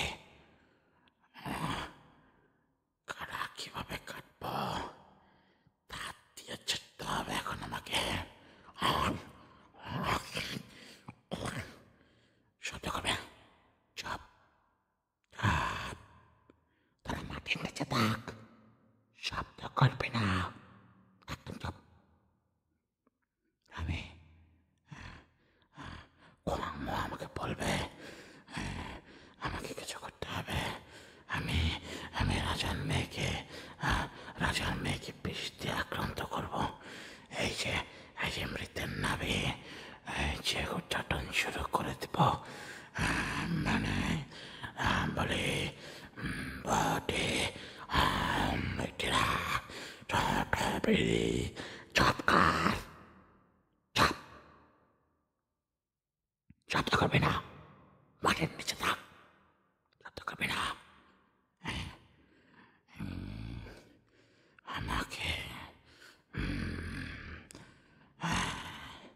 এই তো বিষক শুরু করার কাজ। বিষ, রাজার মেয়ের কোনো বিষ বৈদ্য কাজ করবে না, কোনো বিষ বৈদ্যর কোনো মন্ত্র কাজ করবে না। কোয়াংমা কোয়াংমা, আমি আমি আমি সাধকের এই অবস্থা, তো রেখে যাবে, মরে যাবে, কোয়াং মরে যাবে। ও সাধক, চুপ কর, চুপ চুপ চুপ চুপ চুপ, মাটির নিচ থেকে কথা বলবে না তোরা, অনেক বেশি শব্দ করছিস তোরা। তোদের এত করা কেন? কোয়াংমা আসবে, কোয়াংমা আসুক, তোরা সেখানে সুরঙ্গ করে বেরোসনি কেন? তখন কেন বেরোসনি?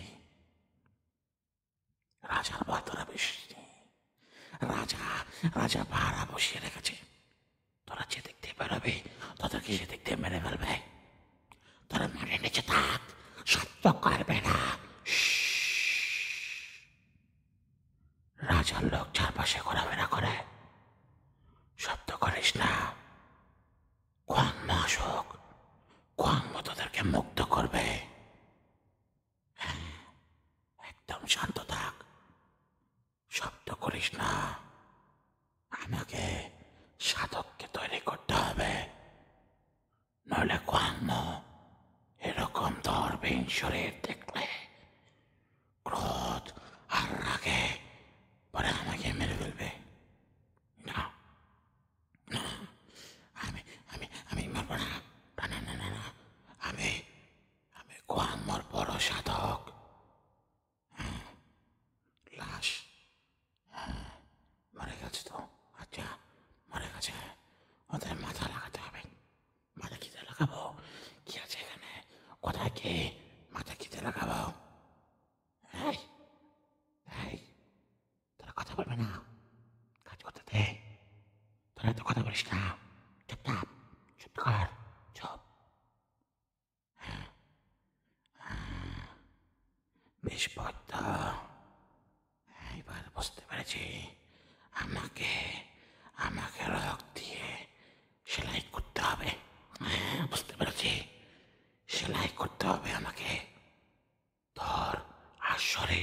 আমাকে এক করতে হবে। একদম শব্দ করিস না, চুপ কর, শব্দ করিস না। অনেক কাজ, অনেক কাজ, অনেক কাজ। কোয়াং আসবে, কোয়াং আসবে, কোয়াং আসবে। এই, এই, তোরা চুপ কর, চুপ কর। এই গা ঘিন ধরানো শব্দ এবং এই অদ্ভুত কথাবার্তা তিনি সব শুনতে পাচ্ছেন নিজের কানে।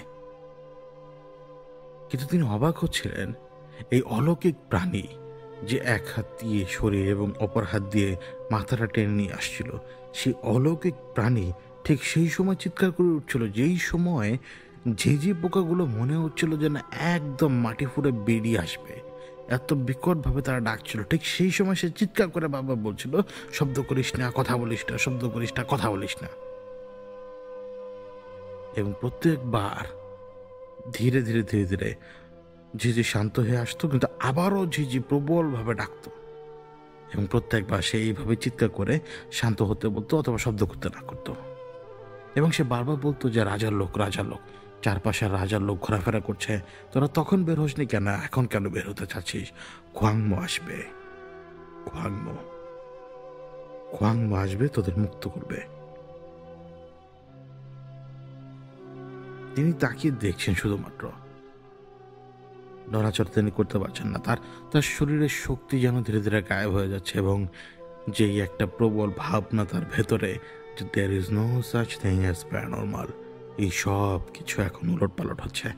তিনি এই সময়টুকুতে যে গা ঘিন ধরানো রিনরিনে গলায় এবং বিশ্রী গলায় যে কথাগুলো তিনি শুনতে পাচ্ছিলেন, সেই কথাগুলো শোনার সময় তিনি নিজেকে পরীক্ষা করেছিলেন। তিনি জাগ্রত, তিনি স্বপ্ন দেখছেন না। তিনি জাগ্রত, তিনি স্বপ্ন দেখছেন না, এবং তার সাথে যা হচ্ছে এই মুহূর্তে, এই সব কিছু অলৌকিক। শুধু একটা এক্সপ্লেনেশন এখনো তার দেওয়া, তা হচ্ছে তার চোখ ভুল দেখছে, কারণ তিনি কোনো না কোনোভাবে নেশাদার আক্রান্ত, অথবা কোনো না কোনোভাবে এই জঙ্গলের ভেতরের বাতাসের ভেতরে কোনো না কোনো কেমিক্যাল তার চোখকে হয়তো ভুল দেখাচ্ছে। কিন্তু কান, কান সব শুনতে পাচ্ছে। চোখ এবং কান একসাথে কাজ করে ঠিকই, কিন্তু দুইজনের ক্ষমতা দুই রকম। ওই একটা সময়ে জঙ্গলের ভেতর থেকে কিছু লোকের আসার শব্দ আবারও শুনতে পাওয়া যায়, এবং যেই সময় লোকের আসার শব্দ শুনতে পাওয়া গেল, ঠিক সেই সময় সেই অলৌকিক প্রাণীটা ওই লাশ রেখে একদম গায়েব হয়ে গেল, রীতিমতো একদম রীতিমতো গায়েব হয়ে গেছে। কোথায় সে যে দৌড় দিয়ে লুকালো তা তিনি বুঝতে পারেননি, এবং সে একদল লোক হেঁটে হেঁটে তাকে পার করে চলে পর্যন্ত গিয়েছে মোনেম সাহেবকে।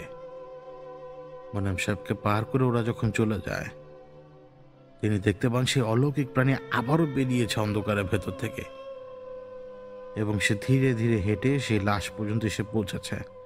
লাশের গলাটা সে কি জানি দিয়ে সেলাই করেছে, কি অদ্ভুতভাবে সে যেন লাশের ধরটাকে লাশের বডির সাথে সে লাগাতে সক্ষম হয়। কিন্তু এখন অপেক্ষা হচ্ছে খোয়াংমোর। খোয়াংমো আসবে। এ খোয়াংমোকে, এ খোয়াংমোর ব্যাপার কি? বারবার তিনি শুনছেন খোয়াংমো, বারবার তিনি শুনছেন খোয়াংমো। কে সে? বনের দেবতা? বিশ্বাসী চিন্তা ভাবনা বলছে যে না, সে এক অতি ভয়ঙ্কর স্পিরিট। আর অবিশ্বাসী অংশ বলছে তুমি এখনো ভুল দেখছ ভাইয়া, ভাইয়া তুমি এখনো ভুল দেখছ। তবুও সে বিশ্বাসী অন্তরটার অংশটুকু তাকে বারবার বলছিল যে পরীক্ষা চালিয়ে যেতে থাকো। তিনি পরীক্ষা চালিয়ে যাচ্ছেন শুধুমাত্র দেখার জন্য। এবং সেই সময় যেমন একটা কদম পড়ল, যে কদমটা পড়লো, সেই কদম পড়ার যে অনুভূতি, যে ভাইব্রেশন, সেই ভাইব্রেশনটা পর্যন্ত দাঁড়িয়ে থাকা মোনেম সাহেবের পান। এবং সেই অলৌকিক প্রাণী সে উচ্চ স্বরে চিৎকার করে বলতে লাগলো খোয়াংমু, খোয়াংমু। তারপরে এক অদ্ভুত ভাষায় সে তাকে অভ্যর্থনা জানাচ্ছিল। এবং যে হেঁটে এগিয়ে আসলো, সে কোনো এন্টিটি নয়, সে কোনো মানুষ নয়, সে কোনো পাহাড় নয়, সে কোনো পর্বত নয়, সে এমন এক বস্তু দ্বারা তৈরি যা এই জঙ্গলের কাঠ, গাছের কাণ্ড, গাছের ডালপালা, এই সমস্ত কিছুর সাথে চলাফেরা করার জন্য জঙ্গলের প্রাণীর হাত পা। এক বিকট আকারের মানুষ নাকি অন্য কিছু, যার আকারে, যার মাথার মুকুট সবকিছু কাঠের, গাছপালার, শুধু পা, চলাচলের পা গুলো বনের পশুর মতো। সেইখানে গিয়ে এসে নুয়ে কিছু একটা দেখার চেষ্টা করছে। সেই অলৌকিক প্রাণী তাকেও যেন কি জানি দেখানোর চেষ্টা করলো। সে অতিকায় খোয়াংমু সে লাশকে তুলে ধরল। দুটো ডাল যদি হাতের কাজ করে ঠিক সেরকম। সে ডেড বডিকে সে যখন তুলে ধরলো, ডেড বডির মাথা এক পাশ কাত হয়ে প্রায় আবার ছিঁড়ে যাওয়ার মতো অবস্থা। যে জায়গাটা সে সেলাই করেছিল সেই জায়গা সহ বাকি অংশ একেবারে পড়ে যাওয়ার মতো অবস্থায়। ওই খোয়াংমু সে একেবারে উচ্চতায় ধরলো সেই লাশটাকে। এরপর হাতি যেভাবে নিচে আছাড় মারে তার সুর দিয়ে কোনো কিছুকে, একেবারে ঠিক সেইভাবে সে ওই ব্যক্তির লাশটাকে আছাড় মারলো। একবার না, দুইবার না, কয়েকবার সে আছাড় মারলো। এবং এই আছাড় মারার পর ওই অলৌকিক প্রাণীকে সে তুলে ধরলো। ওই অলৌকিক প্রাণীকে সে যখনই তুলে ধরলো, সেই সময় সেই অলৌকিক প্রাণী বারবার চিৎকার করে কি জানি অদ্ভুত ভাষায় খোয়াংমুকে কি জানি বলছিল, কিন্তু খোয়াংমু তা শোনেনি। খোয়াংমু রাজি হয়নি, খোয়াংমু খুশি হয়নি। তাকে ছাতির একেবারে হাতি যেভাবে কোনো মানুষকে তার বুকের ছাতির উপরে পাড়িয়ে পাড়িয়ে মারে, সে ঠিক সেইভাবে সেই অলৌকিক প্রাণীটার বুকে পাড়িয়ে পাড়িয়ে তাকে মারল। কিন্তু তার পা কিন্তু জানোয়ারের মতো হাত পা। সে যখন সে অলৌকিক প্রাণীটাকে খুন করে, চারপাশে মাটি কেঁপে উঠছিল এবং সেই চারপাশে কেঁপে ওঠা মাটিগুলো যেন একটু একটু করে জায়গা দিচ্ছিল। মনে হচ্ছে যেন সুড়ঙ্গ তৈরি হচ্ছে, সুড়ঙ্গের উপরে মাটিটা কিছুটা জমেছে। ওই কাঁপুনিতে সেই মাটি সরে গিয়ে সুড়ঙ্গের মুখ খুলে যাচ্ছে এবং সেই সুড়ঙ্গ, যে সুড়ঙ্গের আকার একটা কলমের সমপরিমাণ হবে, সেই সুড়ঙ্গের ভেতর থেকে বেরিয়ে আসছে মানুষের আকৃতির চেয়ে ছোট আকৃতির, মানুষের সন্তানের আকৃতির খচ্চর বাহিনী। ছায়ার মতো তারা বেরিয়ে আসছে সেই গর্ত থেকে। এরা এতক্ষণ ঝিঝি পোকার ডাক নিয়ে ডাকিয়ে যাচ্ছিল বারবার, কারণ তারা বারবার চেয়েছে যে রাজা যেই জায়গায় বলি দিয়েছে সেইখানে তারা বের হবে। রাজা বলি দিয়েছে মানে সেই সাধক, যে সাধকের গলা কাটা হয়েছে, তাকে এমন ভাবেই তো ফাঁসানো হয়েছিল যাতে রাজা তার গলা কাটে এবং খোয়াংমু হোক বা সে যেই হোক, এই খচ্চর বাহিনী যাতে মুক্তি পায় সেই ব্যবস্থা করা। মানে বলির রক্ত যেইখানে পড়বে, এই রক্তের স্পর্শের কারণে মাটির ভেতর থেকে তারা বেরিয়ে আসবে। মাটির ভেতরে জিন্দিগি তাদের ভালো লাগে না, এখন তারা মাটির বাইরে সময় কাটাতে চায়। এই কথাগুলো শোনার এক পর্যায়ে কিন্তু আমি লক্ষ্য করলাম কিভাবে জানি মোনেম সাহেবের ভেতরে একটা পরিবর্তন নজর আসছে। গলা সেইভাবে ভেঙে যেন একটা ক্রিয়েচার, মানুষের গলা, মানে সেইভাবে গলা ভেঙে যখন ওইভাবে কথা বলছে, হুবহুই একই রকম। তার পরবর্তীতে সে যখন আবার এই কথাগুলো বলছিল, তার ভেতরে যে ছটপটানি এবং তার যে অবস্থাটা, সেই অবস্থা দেখে আমি বুঝতে পারছিলাম যে তিনি নিজেই পজেসড। এই জন্যই আমি আগে বলেছি, একদম যখন প্রথমবার এই ঘটনা শেয়ার করি মোনেম সাহেবের, যে তিনি তার যে সমস্যা সেটা 11-12 দিনে শেষ করে দেওয়া হবে, মানে সেটা কাজ আমি হিসাব করবেন। তিনি ডিরেক্টলি চান না আমি এটার ভিতরে ইনভলভ হই, কারণ তিনি জানতেন অত আর্লি সময়ে আমার জন্য এই পরিমাণ বড় সড়ো গ্রুপের সামনাসামনি হওয়া খুব কঠিন। আমার আর্লি টাইম তো ওইটা।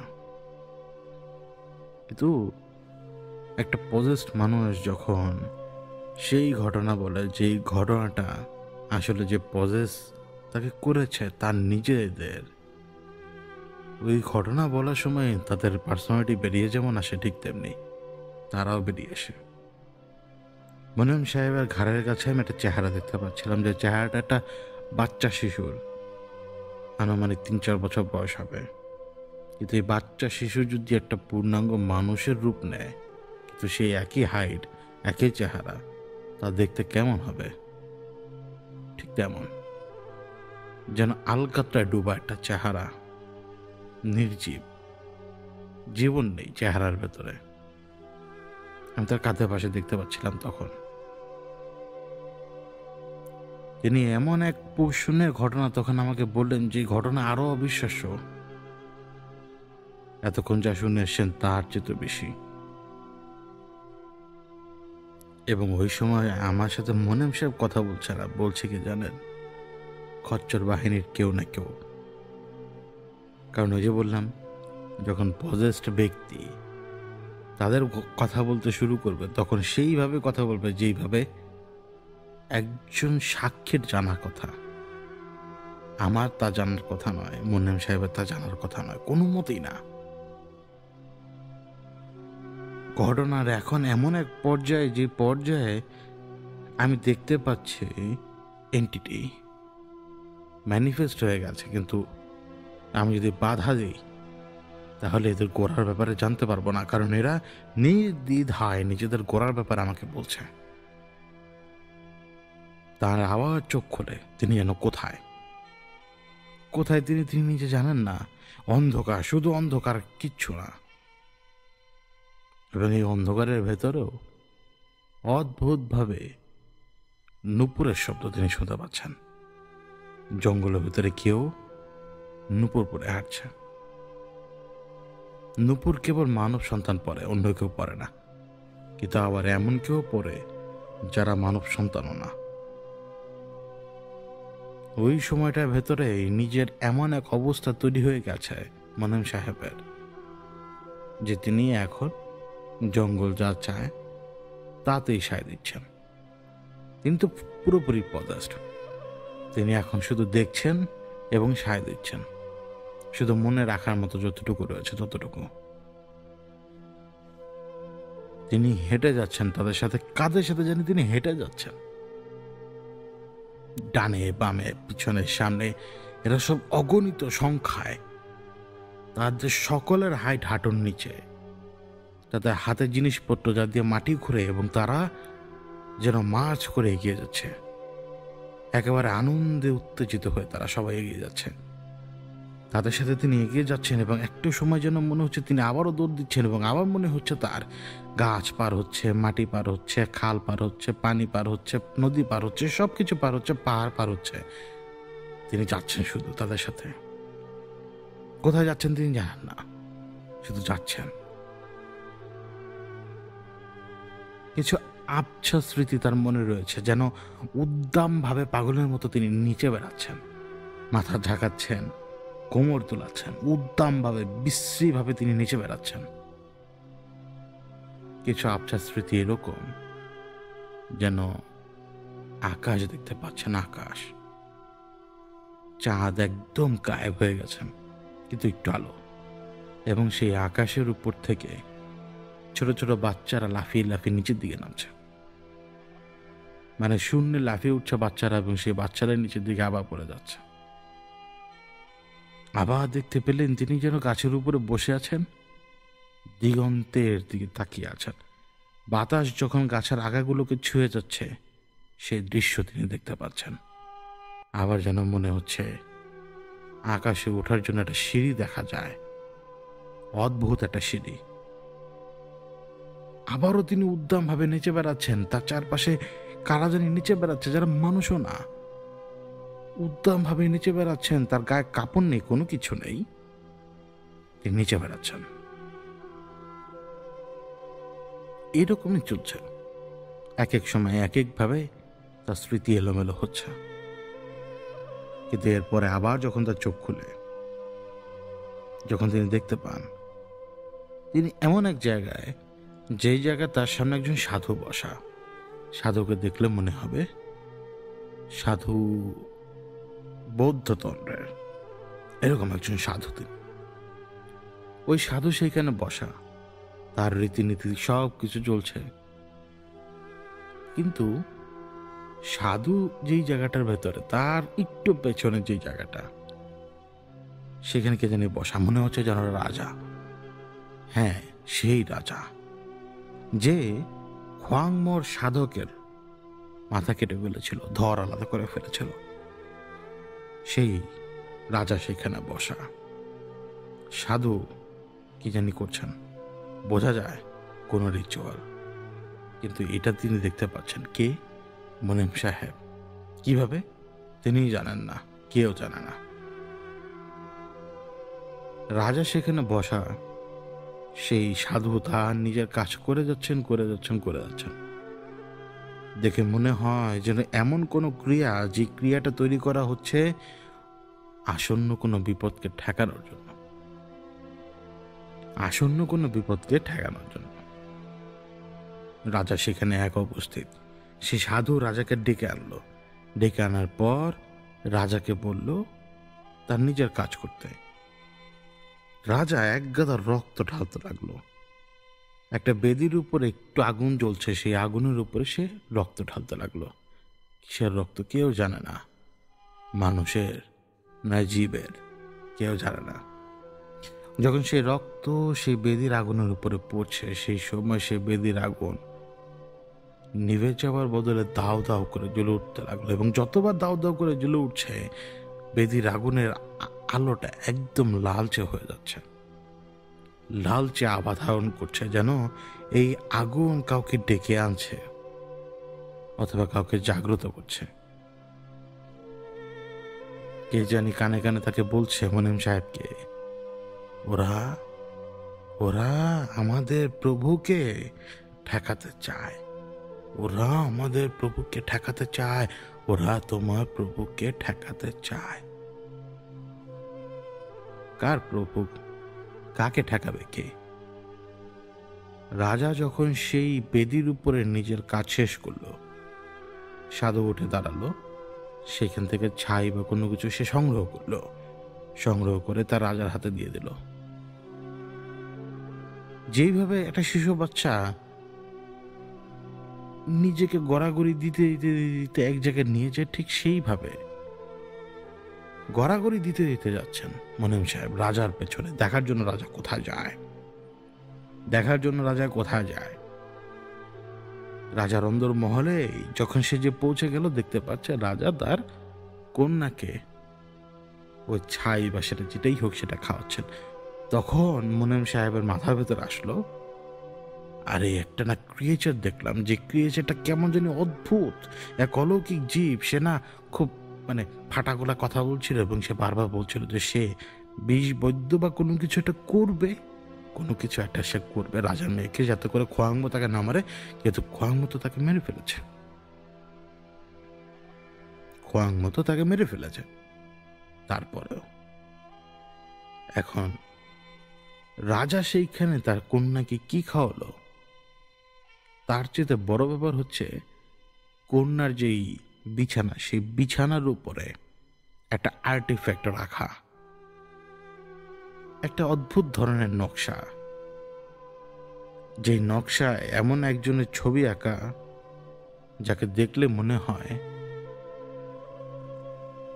সে এক অদ্ভুত ধরনের রাজা। তার সিংহাসন রয়েছে, যে সিংহাসনে শিকড় রয়েছে, তার শরীরটার ভেতরেই মনে হচ্ছে যেন শিকড়, তাকে যেন শিকড় জড়িয়ে ধরে রেখেছে। এবং শিকড় তার মাথায় একটা মুকুট তৈরি করেছে। তার চোখ রয়েছে, কিন্তু সেই চোখ অন্ধকারে বিড়াল বা কুকুরের চোখ যেভাবে জলজল করে, ওই আর্টিফ্যাক্টের ভেতরে ওই সময় তখন জলজল করছিল তার চোখ। যখন রাজা ওই আর্টিফ্যাক্টটা দেখতে পায়, সাথে সাথে সেই আর্টিফ্যাক্টটা ধরে ছুটে বাইরে বেরিয়ে আসে সাধুর উদ্দেশ্যে। কারণ সে চিৎকার করে কাকে জানি বলছিল, সে অজানা ভাষায়, যে অজানা ভাষার কারণে বোঝা যায় না যে কে কারোর সাথে কি কথা বলছে। যতটুকু বোঝা যায় তা কেবল অ্যাকশনকে দেখে, যে অ্যাকশন চলছে সেই অ্যাকশন দেখে। রাজা দৌড়ে বেরিয়ে গেল। রাজার পেছনে গড়াগড়ি দিতে দিতে বেরিয়ে যাচ্ছেন মুনিম সাহেবও। তিনি কেমন জানি সরীসৃপের মতো গড়াগড়ি দিচ্ছেন এখন। তার ভিজুয়ালটা একদম ছোট হয়ে এসছে। তিনি রাজাকে তো দেখতে পাচ্ছেন, কিন্তু তার রাজার মাথা দেখতে পাচ্ছেন না, রাজার বুক দেখতে পাচ্ছেন না। তার সর্বোচ্চ দৃষ্টি রাজার হাঁটু পর্যন্ত এসে পৌঁছাচ্ছে, যেন তিনি একজন সরীসৃপ। উপরে ঘাড় বাঁকা করে কোনো কিছু দেখার উপায় নেই। কি আলাপ হলো তা তারা বুঝে আসেনি, কিন্তু যা বুঝে আসলো তা হচ্ছে আবারও হয়তো কোনো কিছু করবে তারা।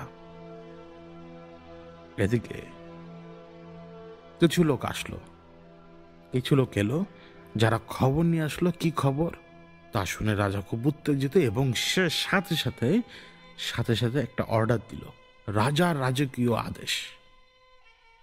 যারা খবর নিয়ে এসেছিল তারা আবার বেরিয়ে গেছে। এদিকে সাধু এসে রাজাকে কি জানি বোঝানোর চেষ্টা করছে। এই মানে যে এই বোঝা যায় না এমন একটা ভাষা শুধুমাত্র অ্যাকশন দেখেই ইন্টারপ্রেট করা সম্ভব। রাজাকে হয়তো সে বোঝাচ্ছিল, কিন্তু তাতে রাজা খুশি নয়। ধরে আনা হলো আরো এমন একজন ব্যক্তিকে, যে অনেকটা কাছাকাছি সেই ব্যক্তির মতো প্রথমে যার ধর আলাদা করা হয়েছিল। অনেকটা কাছাকাছি কিভাবে? কারণ ওই যে ধরটা মাথাটা তার পায়ের কাছে এসে পড়েছিল, মাথাটা তার দিকে তাকিয়েছিল না, চেহারাটা এক পাশ হয়েছিল। ওই এক পাশ দেখে মনে হচ্ছে এই লোকটা প্রায় একই রকম দেখতে বিধায় মনে হলো যে সেই ব্যক্তি। রাজা তাকে সাথে সাথে কি যিনি হুকুম দিল, সাধু তাকে বোঝানোর চেষ্টা করলো, কিন্তু সেইখানে সাধুর সামনেই অন্য আরেকজন এসে সে ব্যক্তির ঘাড় একদম মুড়িয়ে দিল, নেই, শেষ। এবং যেই মুহূর্তে তার ঘাড় উড়িয়ে দিল, সেই মুহূর্তেই যখন রক্তের ফোঁটাগুলো আবারও মাটির উপরে পড়তে লাগলো, একটা ফুটো থেকে সুড়ঙ্গ তৈরি হতে শুরু করলো, কিন্তু সাথে সাথে সাধু তার নিজের ক্ষমতা বলে কি যিনি ছুঁড়ে মারলেন সেইখানে, এবং সেই সুড়ঙ্গ আবার বন্ধ। কিন্তু রক্ত বয়ে যাচ্ছে চারপাশে। সাধু সেখান থেকে চলে গেছে, ডেড বডি সেখানে পড়ে রয়েছে, আর রাজাও সেইখানে নেই। অন্ধকার রাত। একটা পাতা সরল, মনে হলো নিজে থেকে পাতাটা যেন সরে উঠল, কেউ ফু দেয়নি। সে পাতাটা যখন সরে গেল, দেখা গেল কি এক অদ্ভুত জীব সে রক্তের দিকে এগিয়ে যাচ্ছে। সে জীবটা যখন রক্তের দিকে এগিয়ে যাচ্ছে, রক্ত যেন আস্তে আস্তে একটু গতি বাড়িয়ে জমাট বাঁধা অবস্থাও তার দিকে এগিয়ে আসছে। এবং রক্ত এবং সেই জীবের যখন একটা স্পর্শ তৈরি হলো, আশপাশের মাটি আলোকিত হতে লাগলো। এমন এক অদ্ভুত আলো, যে আলোটা আগুনেরও না, কিন্তু আবার আগুনের। এবং যেই জায়গাটা জুড়ে রক্ত রয়েছে, সে পুরো জায়গাটা যেন মাটির নিচে ধসে গেল। যখনই মাটির নিচে পুরো রক্ত মাখায় অংশটুকু ধসে গেল, সেই মুহূর্তেই যেইভাবে মাকড়সা একটা গর্ত থেকে একসাথে কয়েকশো বেরিয়ে আসবে, ঠিক সেইভাবে যেইভাবে পিঁপড়া গর্তের ভেতর থেকে কয়েক হাজার একসাথে বেরিয়ে আসবে, সেই ঠিক ওইভাবে ওরা বেরিয়ে এলো। অদ্ভুতভাবে ওরা বেরিয়ে এলো। বেরিয়ে আসছে, সবাই বেরিয়ে আসছে, এদিক ওদিক তাকাচ্ছে, যেন তারা এই সবকিছু আগে দেখেনি। সবকিছু কেমন যেন অবাক লাগছে তাদের। তারা মুক্ত এখন, ঝাঁকে ঝাঁকে তারা বের হচ্ছে সেই গর্তগুলো দিয়ে, ধসে যাওয়া জায়গাটা দিয়ে, সে বিরাট গর্ত দিয়ে। তারপরে ওরা হেঁটে এগিয়ে যাচ্ছে এমন একদিকে যে জায়গাটা কোনো একটা আস্তানা। কার আস্তানা? ওই সাধুর। তারা এগিয়ে গিয়েছিল সাধুর উপরে হামলা করতে। তারা চেয়েছিল সাধুকে কেটে ওরা টুকরো টুকরো করে ওরাই খেয়ে ফেলবে, কিন্তু সাধু চরম সতর্কতা অবলম্বন করেছিল। তার চারপাশে সে আগে থেকে লাগিয়ে রেখেছিল তার নিজের পালিত পিশাচগুলো। ওই পিশাচদের কারণে সে কোনো কিছু করতে পারেনি। কারা? খচ্চর বাহিনী। মাত্রই তো তারা মুক্ত হয়েছে, ওই কঠিন বন্দিশালা থেকে তারা মাত্রই মুক্তি পেয়েছে। তাদের কোনো লিডার নেই, কারণ তারা কার কথা শুনবে? একটা দল যখন চলে তার দরকার একজন লিডার, এবং লিডার যদি না থাকে তাও অন্তত তাদের একজন দেবতা তো প্রয়োজন। তারা ছুটে গেল সবচাইতে বয়স্ক যে রয়েছে তার কাছে। তারা ছুটে গেল কার কাছে? খচ্চর বাহিনীর ভেতরে সবচেয়ে বয়স্ক যে তার কাছে ছুটে গেল, এবং সে এক অদ্ভুত কিতাব বের করলো, যে কিতাবটা মানুষের হাতের তালুর সমপরিমাণ। ওই কিতাবে এমন একজনের ছবি আঁকা, সে হচ্ছে তাদের দেবতা। ওই যে সেই ছবিটা, যেই ছবিটা রাজা ধরে ফেলে দিয়েছিল, যার শরীরটা তৈরি গাছের শেকড় দিয়ে, মাথার মুকুটটাও গাছের শেকড়ের, এবং চোখগুলো জল জল করছে। তারা তখন আরাধনা করতে শুরু করলো। যখন একসাথে সবাই মিলে সেই মন্ত্র জপতে শুরু করলো, বেশি সময় লাগলো না, বেশি সময় লাগেনি। আকাশ থেকে যেন কেউ নিচের দিকে নেমে এলো। যে নেমে এলো তার আকার অনেক বড়, 2 মানুষের সমান। তার শরীরটা গাছের কাঠ দিয়ে তৈরি, গাছের গুঁড়ি দিয়ে তৈরি। তার চোখগুলো জল জল করছে, এবং তার এক বিশাল রকমের হাত রয়েছে, বিশাল এক রকমের সুরও রয়েছে। বোঝা যায় না সেটা সুর, মনে হয় সেটা যেন সুর, মনে হয় সেটা যেন সুর না, মাঝে মাঝে মনে হয় সেটা বড় দাঁত, হাতির বড় দাঁতের চেয়েও বড় দাঁত। কোনো কিছুকে ওই দাঁত দিয়ে বিধিয়ে উপরে তুলে সজোরের নিচে আছাড় মারতে পারে সে চাইলেই। ওরা বিচার দিচ্ছে এখন, ওরা বিচার দিচ্ছে রাজার নামে, ওরা বিচার দিচ্ছে রাজার নামে। কেন কেন কেন কেন বিচার দিচ্ছে রাজার নামে? কারণ রাজার আগের বংশ, তার আগের বংশ, তারও আগের বংশ, রাজা 3 পুরুষ পেছনে সকলে, এবং রাজা সহ 4র্থ পুরুষ, এই 4 পুরুষ ধরে ওদেরকে বন্দি করে রাখা হয়েছে মাটির নিচে। এক আশ্চর্য উপায়ে ওদেরকে বন্দি করে রাখা মাটির নিচে।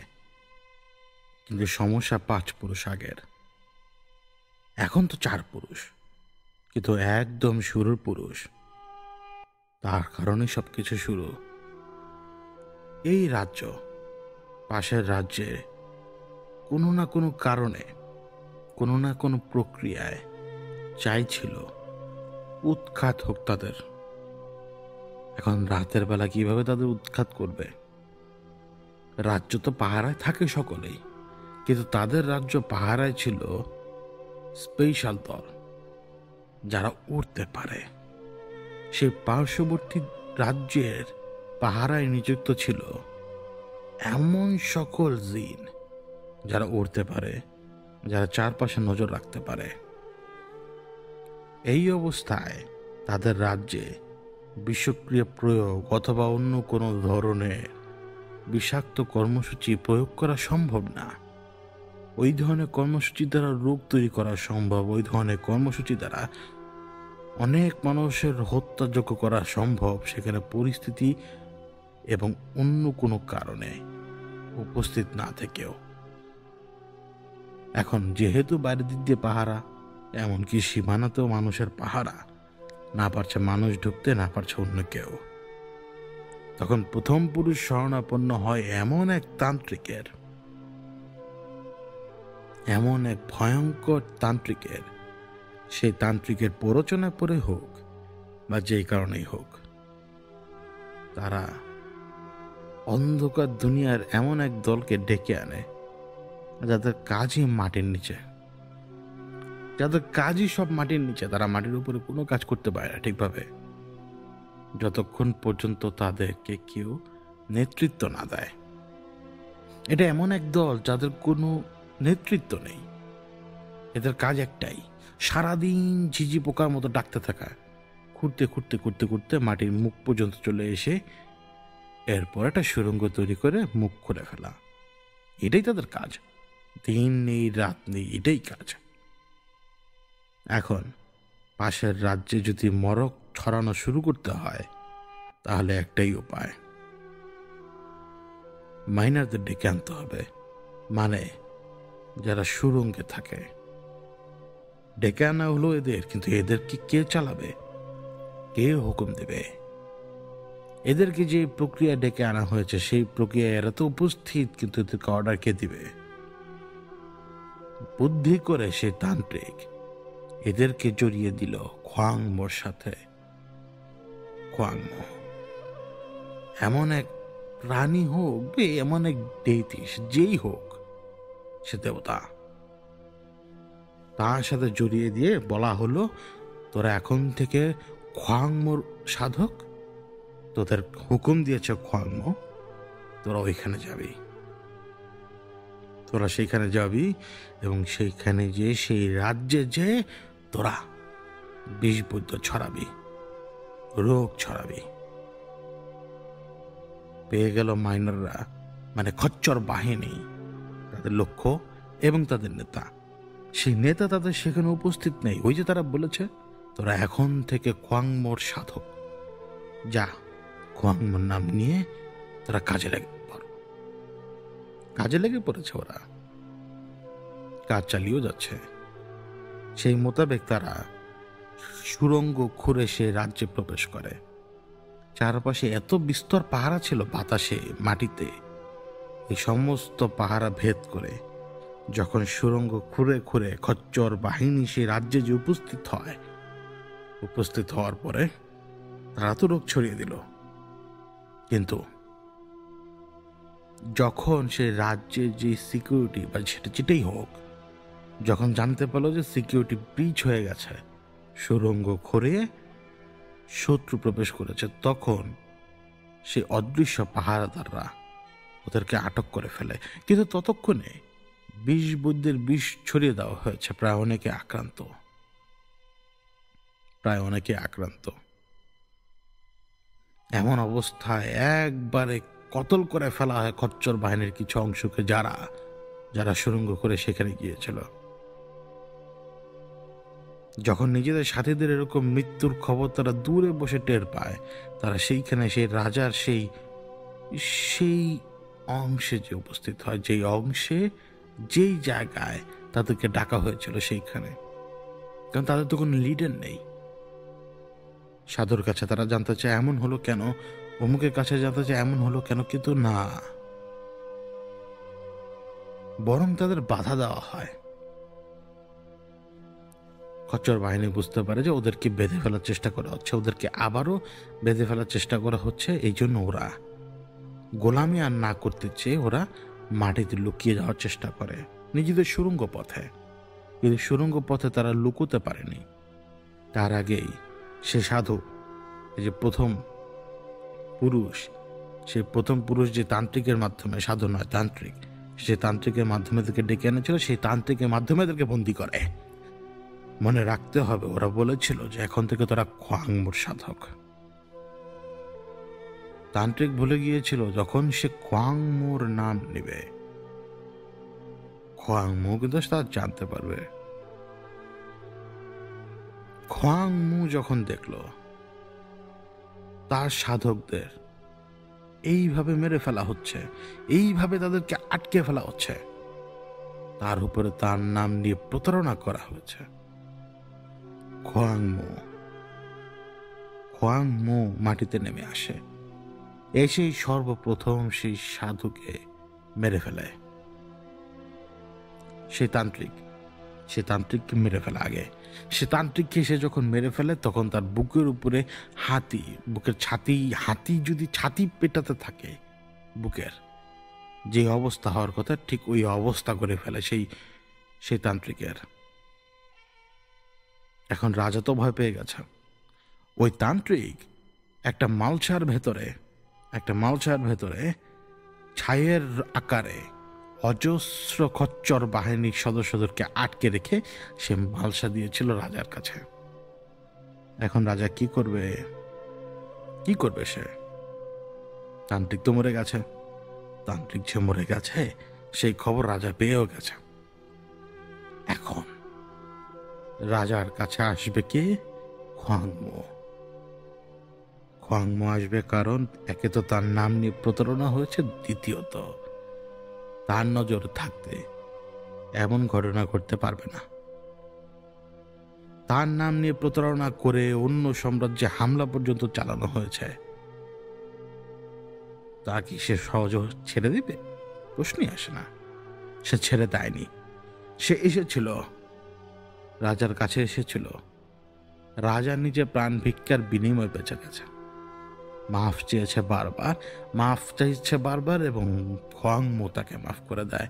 বিনিময়ে মালসাটা নিয়ে যায় খোয়াংমো, এবং খোয়াংমো তাদেরকে রক্ষা করে এবং তাদেরকে মুক্ত করে তাদের সেই বন্দিশালা থেকে। এবং তখন থেকে তারা তো কাউকে লিডার জানে না, তাদের কোনো লিডার নেই। এখন খোয়াংমো তো ছিল তাদের লিডার। কিভাবে? ওই যে তান্ত্রিক বলে দিল তোরা খোয়াংমোর সাধক। এখন তারা খোয়াংমোকেই তাদের লিডার মানে, খোয়াংমোকেই তাদের সব কিছু মানে। এই যে কথাটা যখন সে আমাকে বলল, মনেম সাহেব,